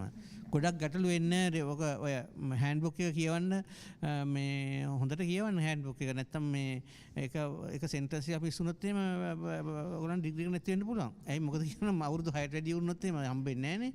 ඉතින් සමහර ඉන්නවා මේ එක ලියු දානවා පිටරට ගියා කියලා.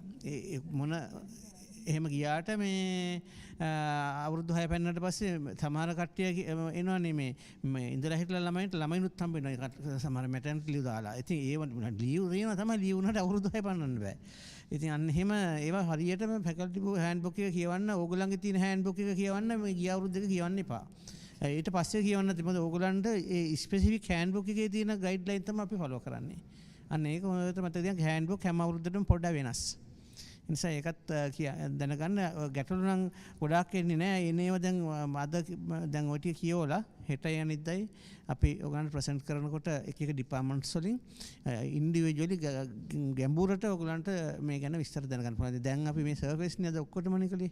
එහෙම නෙමෙයි ගැඹුරට.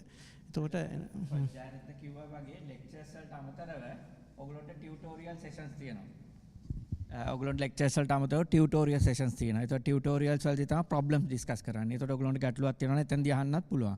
හැබැයි ඔයගලන්ට ෆ්‍රීඩම් එක තියෙනවා ලෙක්චරර්ස්ලා ලෙක්චර්ස් කරාම ලෙක්චරර්ගෙන් තමන්ගේ ගැටලු ලෙක්චරර් වෙලේ අහන්න. අපි එන්කරේජ් කරනවා මේ ඔන්ලයින් ඩිස්කෂන්. දැන් මේ ප්‍රශ්න අහුවා වගේ ඔයගලන්ට ලෙක්චරර්ස්ලාගෙන් අහන්න පුළුවන්. එතනදී निराකරණය කරගන්න බැරි නම් ඔයගලන්ට වෙනම ලෙක්චරර්ගෙන් ඊමේල් එකක් දාලා අහන්න පුළුවන් මේක පොඩ්ඩක් පැහැදිලි කරන්න කියලා. ඒතකොට ලෙක්චරර් පැහැදිලි කරලා දෙයි. ඒතකොට ඒකට opportunities තියෙනවා. ප්‍රජාරත කිව්වා වගේ next 2 days it's very important. So go for those subject ones. So if you are doing biological science, tomorrow is important. If you are doing physical science, day after tomorrow is important. Of course, remember that some of the physical science students may want to do chemistry and nuclear science, and those sessions are tomorrow actually. So this is probably the last question due to the limited amount of time that we have left. Is there a possibility to stay in the same science faculty, University of Colombo, if I get a vacancy from UGC? If the UGC, if they have given you a different university, you can't stay in this university. So only one position you can use because it's under free education. When the UGC is giving you an option based on your preferences you have given, you have to accept it. So if you don't accept, you can't be keeping 2 positions for you. So but I'm trying to say is that let's say some students come and try to tell me that they have forgotten to remove their preference option. Now instead of Colombo Science, they have got somewhere something else. So whether they can stay in Colombo. I cannot give you that option because if the UGC has given the higher preference that you have given, then you have to go for that, or you have to go to the UGC and change it. Don't expect the science faculty to change it, and it's illegal to register for 2 programs in 2 different universities under the free education. You can go and do a private degree if you want by paying, that's a different matter, but under free education you get only 1 slot in 1 university that you have to accept and do it. If you don't take it, you have to inform the UGC. And it's nothing to do with the science faculty, it's UGC is handling that process. අපහා එක්කු ඔබ සියලු දෙනාටම බෙහෙවින්ම ස්තුතිවන්ත වෙමින් 2021 වර්ෂයේ නම්නීකරණ වැඩසටහනේ පළමු අදියර අපි මෙසේ නිමාවට පත් කරමු. So now we are going to conclude the first part of the orientation program of 2021 intake, Faculty of Science, University of Colombo. Thank you for joining with us and join with us for the upcoming parts of the orientation program. Thank you.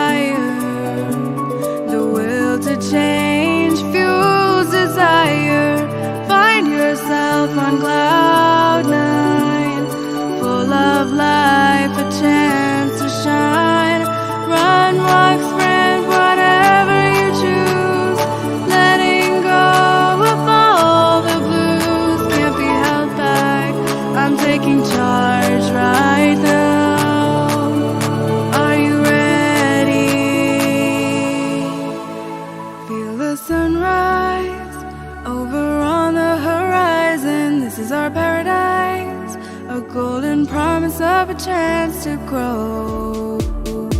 I will never welcome to Sri Lanka. I will